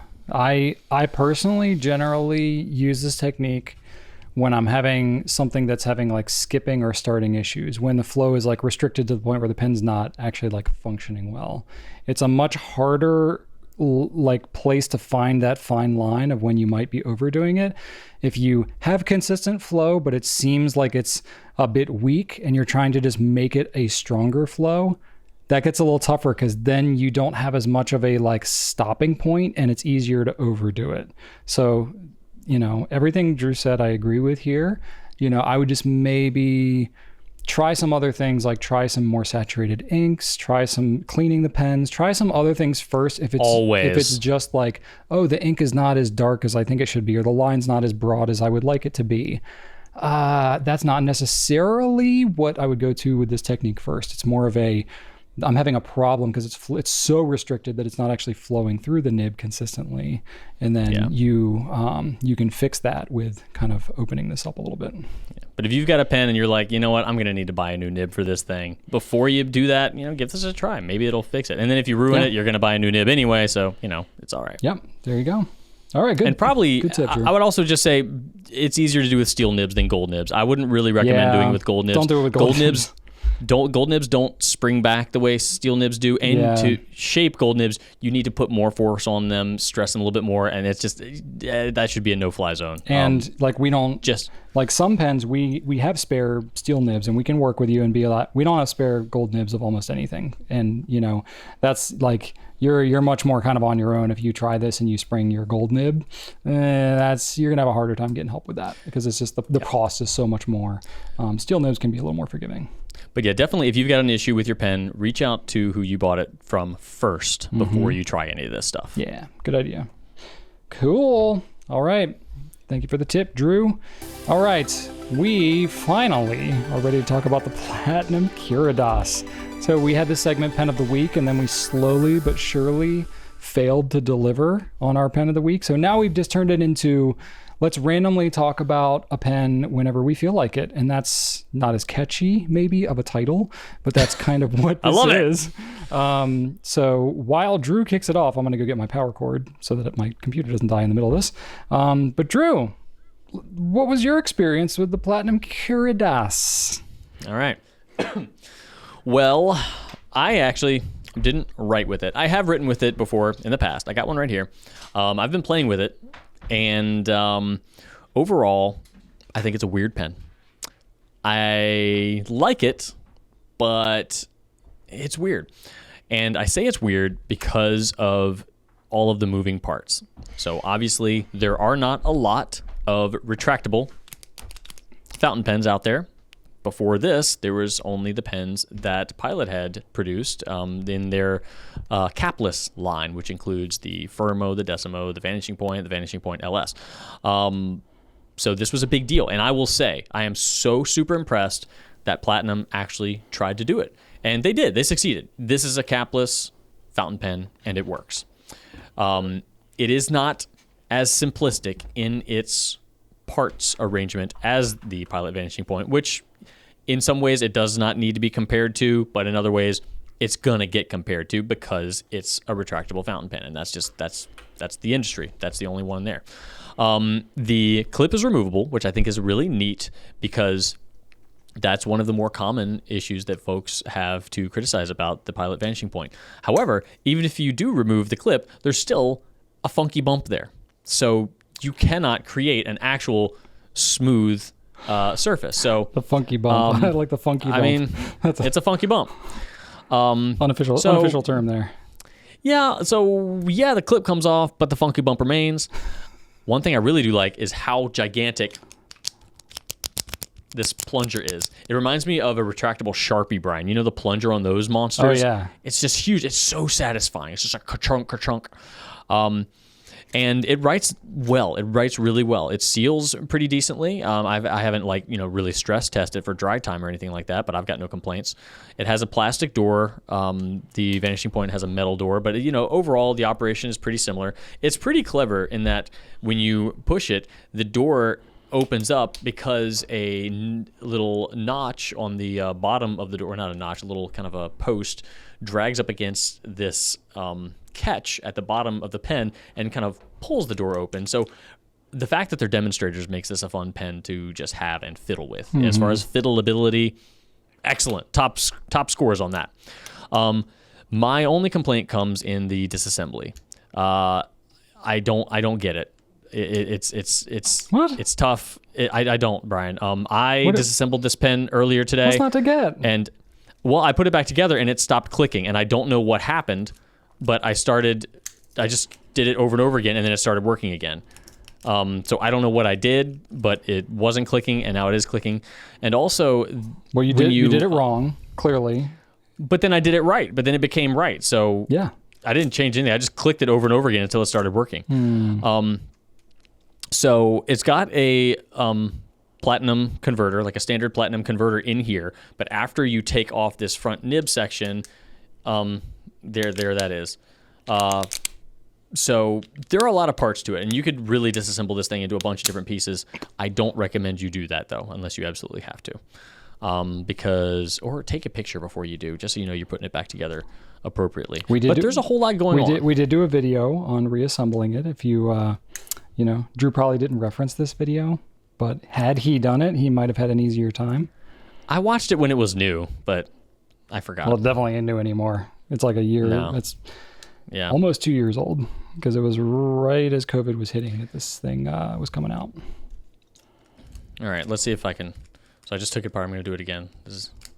Okay, it's working now. Good. Okay. Well, there you go. Okay, I'm learning.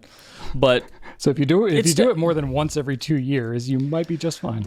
Yeah, you might be just fine. Let me ask this, Brian. When you put yours together and you move this little gray dot into the little slidey zone, do you have to move it all the way down, or can you move it right in the middle of the metal part and kind of cheat a little bit? What do you mean move it? You move it instead of going down into this little J-shaped alcove. Can you just shove it through the metal? No, get to the end point. I do it through the alcove. I don't try to. Mine. You're cutting. Mine will work. You're cutting corners. That's what you're doing, Drew. That's why you can do it anyway. That's why your funky bump is not in your alcove. I mean, or whatever. I don't know what terms you're throwing out there. I got a piece that fell off. Okay, never mind. It's the post. What do you think, Brian? What is your opinion? Overall. I think you're. There we go. I like the sound. It is pretty cool. There's a lot of travel. There's a lot of distance of travel in the click. That is true. Yeah. That's a bit intense for me. But no, I mean, okay. So yeah, I like to make fun of Drew, but you know, I personally am a fiddler. I always took apart my pens and pencils and stuff like that, especially like when I was in school. Oh my gosh. I had the Dr. Grip mechanical pencil. Oh boy, the number of times I would take that pen apart and put it back together and reconfigure it. I saw him doing that. We were in homeroom together that year. Oh yeah. So I love pens with lots of parts, and this pen it's a demo, so you can see through it. Whatever color you pick, which are all really nice gem tone colors. I like all of them. So to me, it's like such a cool, just like fiddling pen, you know? So I'm a big fan of that. It doesn't feel as solid as like a Vanishing Point, you know, it doesn't have as much weight to it, you know, just in terms of actually writing with it, carrying it with me every day. I'm not just practically using it as much, though. Honestly, I don't really carry the Vanishing Point quite as much either. So it's just the retractable thing maybe isn't necessarily my go-to, though I don't know why. I really should use it more. So it's hard to say because I really have not been in the office or going anywhere since this pen came out. So I really don't feel like I have the best judgment for carrying this pen around with me because I'm really just walking around my house and I have pens laying everywhere. So I don't really carry anything with me because pretty much anywhere in my house, I can reach my arm out and grab a pen somewhere. Though whether it will have ink in it or not is another question. So I don't know, dollar for dollar, I think it's a very cool pen. It's not going to be like the end all be all perfect thing for everybody, but if you like pen technology and click retraction and being able to take it apart and fiddling with it, it is a reliable writer. I think it's a very pleasing looking pen. I think the you know, when it first came out, it lost a little bit of steam because there were some feed issues. Some of the feeds were having some defects. They've fixed that. They've addressed that. So that is not a thing anymore, but I think it took a little bit of the wind out of its sails. We haven't heard nearly as much about that as we used to. No, for sure. not at all. So like props to Platinum for getting on that and addressing that. So, but I think, you know, it's just kind of slipped a little bit under the radar, you know, kind of since that happened. And then everybody's been dealing with pandemic stuff and it just has not been as much of a thing. So I think it's got a really nice place in the pen market because it's the most affordable retractable pen that I can think of. For sure. And so I think, you know, a lot of people wanted to compare it to the Vanishing Point. I think it's kind of like, you know, not exactly apples to oranges. No, apples to apples, whatever the phrase is.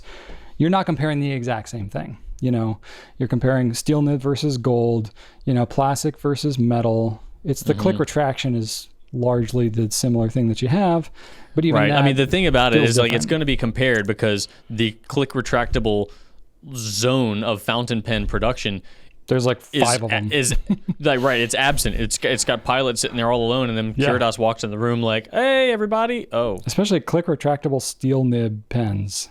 Yeah. Are there any? This is it. Are there any others? No. I'm thinking right now. Are there any others? I don't think so. No. So this is like so it kind of stands in its own place, like sub $100 click retractable pen. This is it. So, but then again, it's not for everybody. No retractable click retractable fountain pen is for everybody. But I think it's cool. I think it's worth looking at. I think it's, you know, maybe not like the one pen that I would give to somebody to get into fountain pens because it does stand so much on its own island. And there's kind of just a lot to explain about how to use it and fill it and stuff like that. But I think if you're an avid pen fan and you like pens that are interesting and different experiences, I think this is one worth experiencing, if that makes sense. That's kind of where it falls for me. Yeah. And I do like the fact that it's transparent. I do like the fiddleability. If even I am not competent enough to effectively fiddle with it. I think you're probably representing, you know, more your, you know, typical fountain pen user. Like not everybody likes to fiddle with their pens to that degree. I represent like one way off the deep end of the spectrum. And most people are not that into it, but yeah, cool. Well, there you go. All right. We talked about the Curidas pen of the week. We sure did. All right, Drew, what's happening? We talked about not doing a 2-hour pencast, and it looks like we're going to fail at that because we're moving it right along here today. But anyway, what's happening in your actual life? In my actual life, Brian, as you know, we bought a home a year and a half ago, a new home. Sold our old home and bought a new home. And with our house sale money, we had, you know, some stuff. We're like, okay, got to build a fence because we have dogs and a fence is necessary. And there were a couple rooms with no overhead lighting, so we got some wires installed. But then we had another little chunk of cash. We're like, you know what? Let's save this. Let's save this to redo the very early 90s looking fireplace. So we finally got that done this weekend. So hooray! Our fireplace looks a little better now. Now you have a late 90s looking fireplace? I'm just kidding. Oh, we have a 2022 fireplace, I think. I don't know what's cool, but anyway, so that was exciting. And guess what I got with some grandmother Christmas money that I got? I don't know. I bought an Oculus VR headset gaming system. Have you ever used one of those? My brother-in-law had like the original one. And I maybe used it like, I don't know, 5, 6, 7 years ago, something like that. Oh, okay, yeah. So like, I have no idea what they're like currently, but I'm familiar with. Oh my god, it's a virtual reality headset, basically. It is so much fun. This is kind of like, you know, the lowest priced thing. It's not like all the heavy duty ones you hook up to a PC and it's like, you know, super immersive gaming. This is, you know, you get the gimmicky stuff. So you got the lightsaber rhythm game. You know, oh my, I am spending so much time in that, and Shannon loves it too. Archer can wear it. We've been, all three of us, having a ton of fun with it, and I can't wait to play it some more. So I am really, really loving that. And the great thing about it is you can take it anywhere. You don't have to plug it into a PlayStation or a PC or anything. You do have to have a Facebook account and tether your world to, you know, the metaverse. So, you know, but whatever. You're just plugging yourself into the Matrix there, Drew. Yeah, pretty much. So that's a little bit of a, but anyway, we've been having a ton of fun with that. There's a Darth Vader game, which basically puts you inside of like a Star Wars movie. And if I could have gone back in time and given like 11-year-old Drew this thing, he would have just lost it. Like absolutely crazy. Like you got your lightsaber, you're like in a ship and you're about to go into hyperspace. You're like, all right, hey, turn on these buttons. You're like, boop, boop, boop. And then you grab the thing and you pull it back and all of a sudden all the stars, whoosh. Ah, man, it's been fun. That's pretty awesome. It's been fun. But what about you? How many VR video games have you been playing recently? 0. I'm dealing with reality more than I want to. Maybe I need virtual reality. That's unacceptable. Actual reality is not all it's cracked up to be sometimes right now. No, that's why people are listening to us right now. Yeah, I guess so. No, so my actual reality has been, well, you know, we had all that snow that we talked about last week. We did have snow. I'm still literally looking outside. I've a pile of snow sitting out there still, that we were making a fort with the kids, and it's still there. I mean, it snowed Monday last week? Like snow. Did you make an igloo? Snow does not. No. Well, it was more of a lump with a couple of holes attempted to be dug in. Could they get all the way in? No. Oh, okay. No. It was more like a cave that you could fit like your head up to your shoulders, maybe.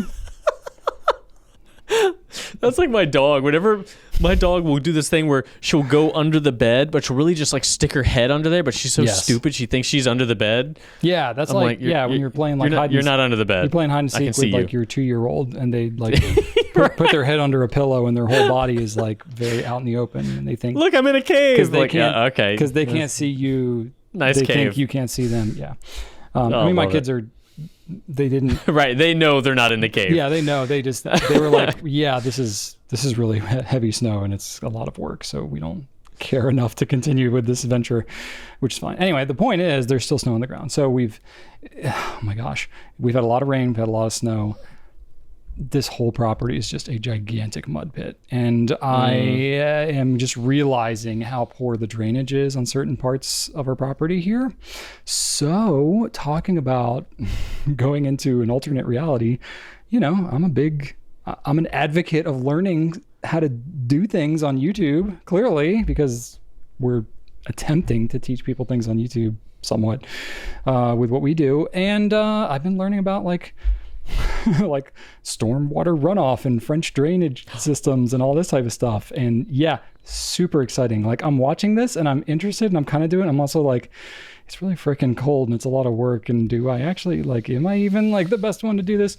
So I don't know. I just like learning things, and it's a mental like break for me to get to use my hands and do different stuff. So I do enjoy like doing projects around the house, but I have been deeply immersed in French drain land, and it's kind of fun. There's some good YouTubers out there that have some really good content around how to do, you know, drainage stuff. So that's been kind of cool. Much appreciative of social media in that respect. And basically there's just mud everywhere in my life.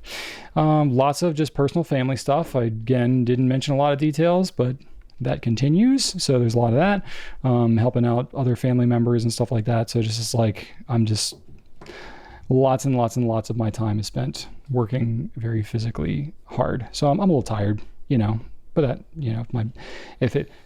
future commenters, if it looks like I'm tired. Are you sure it's not the fiber? Pretty sure it's not the fiber. But maybe, I don't know. No, but no, it's just because I'm working like insane right now. That said though, I have actually been trying to eat a little better. I mentioned this a couple of weeks ago. I'm a little heavier than I want to be. And I've lost and kept off, a little over 10 pounds so far. So, this is how it goes for me. I can fluctuate 30 to 50 pounds in a year or two. And then I can very quickly drop 10 pounds and then it's just a slog kind of from there on out. So I've quickly dropped, I'm trying not to go nuts and be like, yeah, I want to just lose weight so fast and then I'll be great, because then I'm going to ping pong back and gain it all back and get discouraged and all that kind of stuff. I'm like, no, you know what? I'm going to have some sweets. I'm going to have some things. I'm not going to go completely cold turkey on all this stuff, but I'm going to be very conscious about what I'm eating, and I'm just going to have a long-term perspective on the weight loss stuff. So I've never really tried the long-term perspective and just, better balanced aspect of it. So I'm like, okay, I'm going to put a little less sugar in my coffee. I'll like cut it back in half. I tried the black coffee and I was like, this sucks.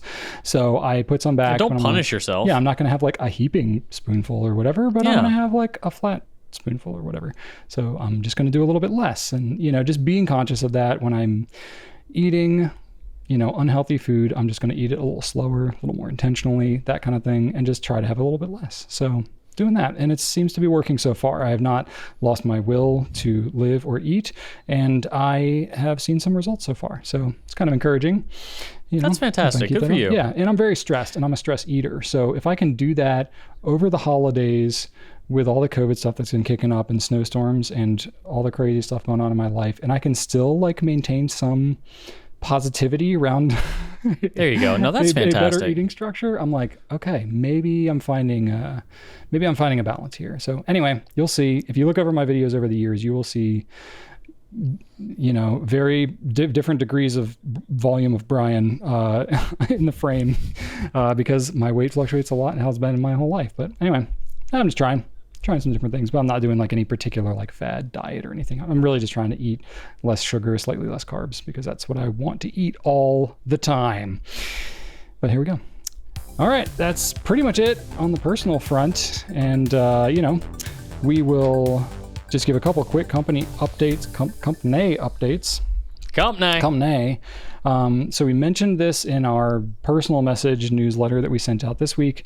The COVID stuff is very real. We talked about this last week in the Pencast as well, but it's just spiked like crazy. And I think it's Drew's fault. I think he was a trendsetter, and we can pretty much, no, I'm very much kidding.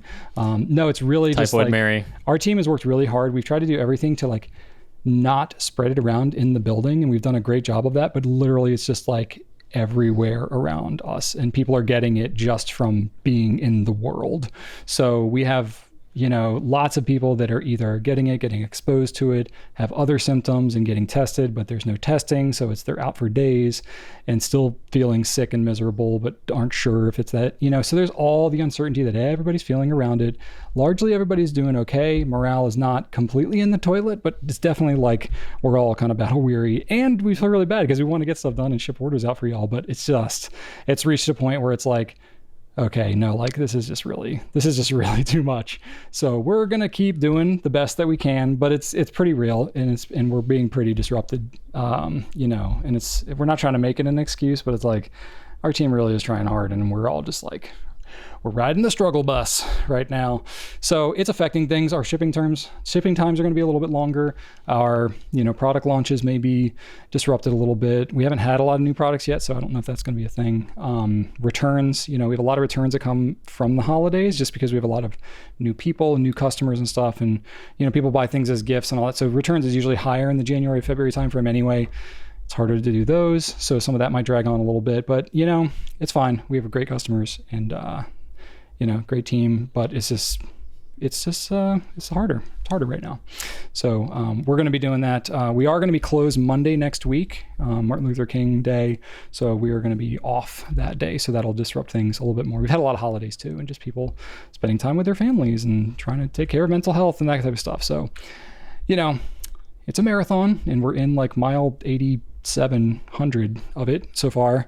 Ultra marathon with no end in sight, but here we are. We're doing okay, but it's definitely just we're having unignorable disruptions is how I would express it. And that's pretty much what we got so far. Drew, you have some new inks that you wanted to talk about, so I see. I did. Last week I said that I was going to clean out all of my pens, Brian. Every single one. Yeah, all three. Did you do it? Yeah, I did. Three. Wow. And guess what? It wasn't a big deal because it's only 3. Well, frickin' da. Okay, so I picked 3 new pens and 3 new inks. Didn't get a chance to ink them up yet, but I told myself I'm going to pick some wintry themed inks because 'tis the season still.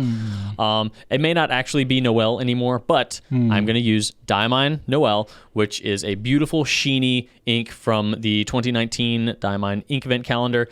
And I had a pen picked out for it that was a red pen, but then I started talking about my pen of the year. And even though this was kind of recently inked up, I was using this one like a couple months ago, I'm going to do this one because also it's red and sparkly, and this is red and sheeny, so they're just this is going to happen. Made to happen together, yeah. This is going to happen. And also Diamine Season Greetings is going to be paired with this pen I got from Atelier Lusso. We don't sell these, but it's a blue sparkly pen. We did use this same resin, though. It's a Tim McKenzie resin. We used this one for a Franklin Christoph pen a couple years ago, the Orion, right? Yes, I believe that is like the case. onion with an R? Yes. Yeah. That's what Rachel said. We were talking about how to spell Orion, and I'm like, O-R. She's like, O-R-I. And she's like, oh, like onion with an R. I'm like, yeah? That could also be onior if you switch the second N, because there's 2 That was N's. the connection to me. Like, oh, like onion with an R. Like, oh. I'm like, yeah, if you wanted to make it really weird and complicated, sure, all right.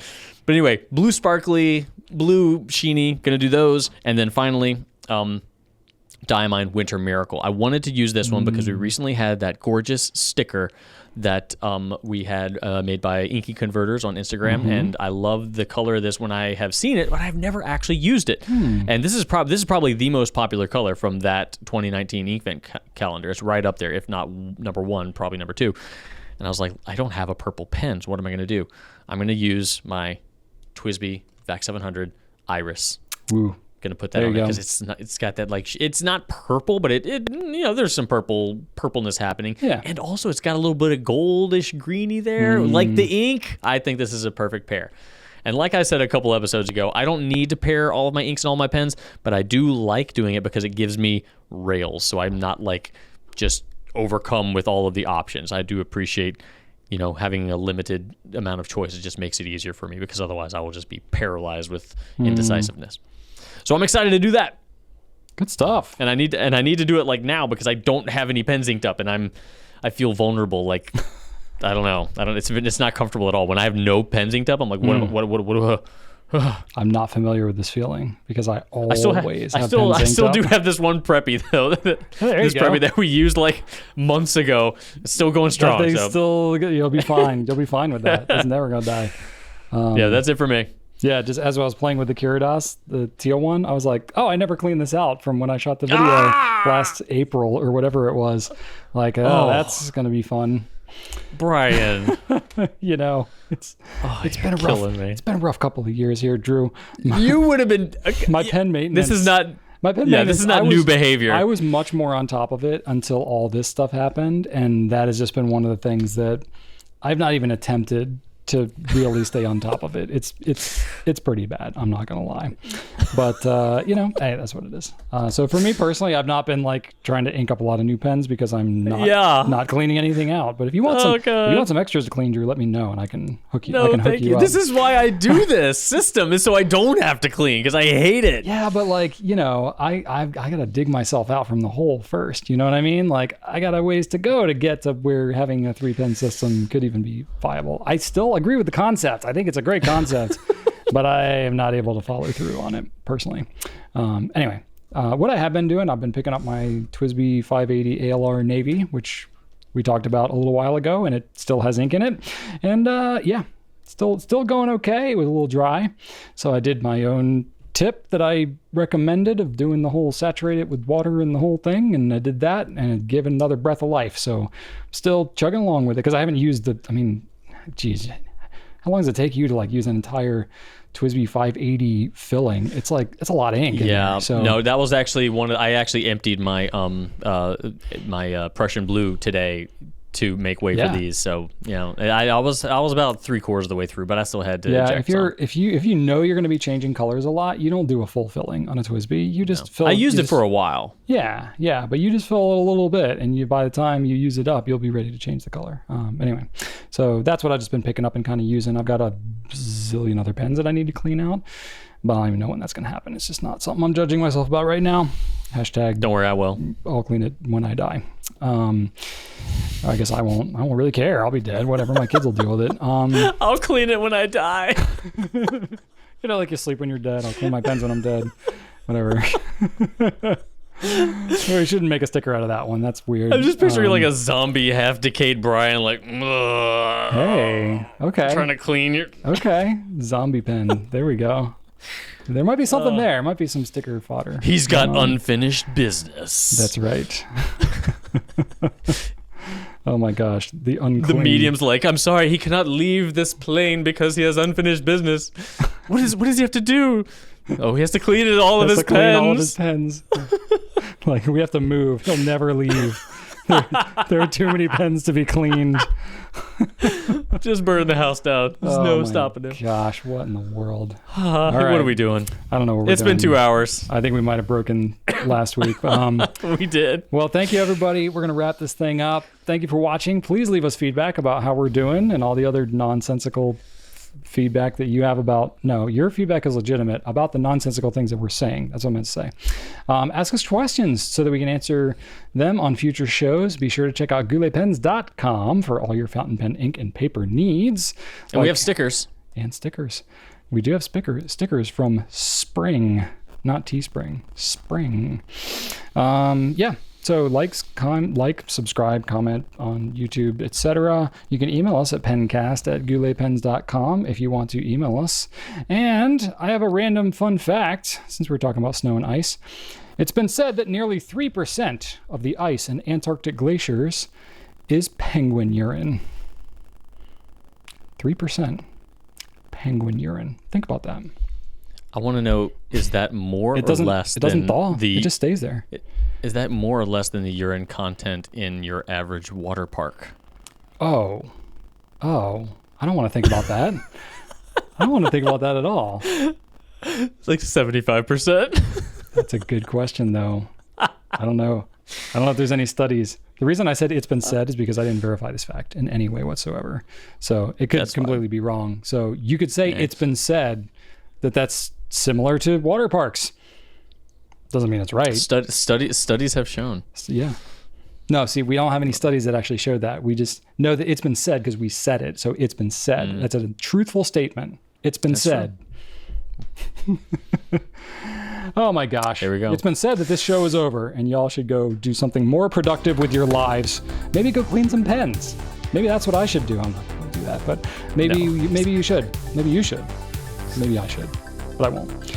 Anyway, have a great week, everybody. We will catch you on the next one. Right on. Thank you.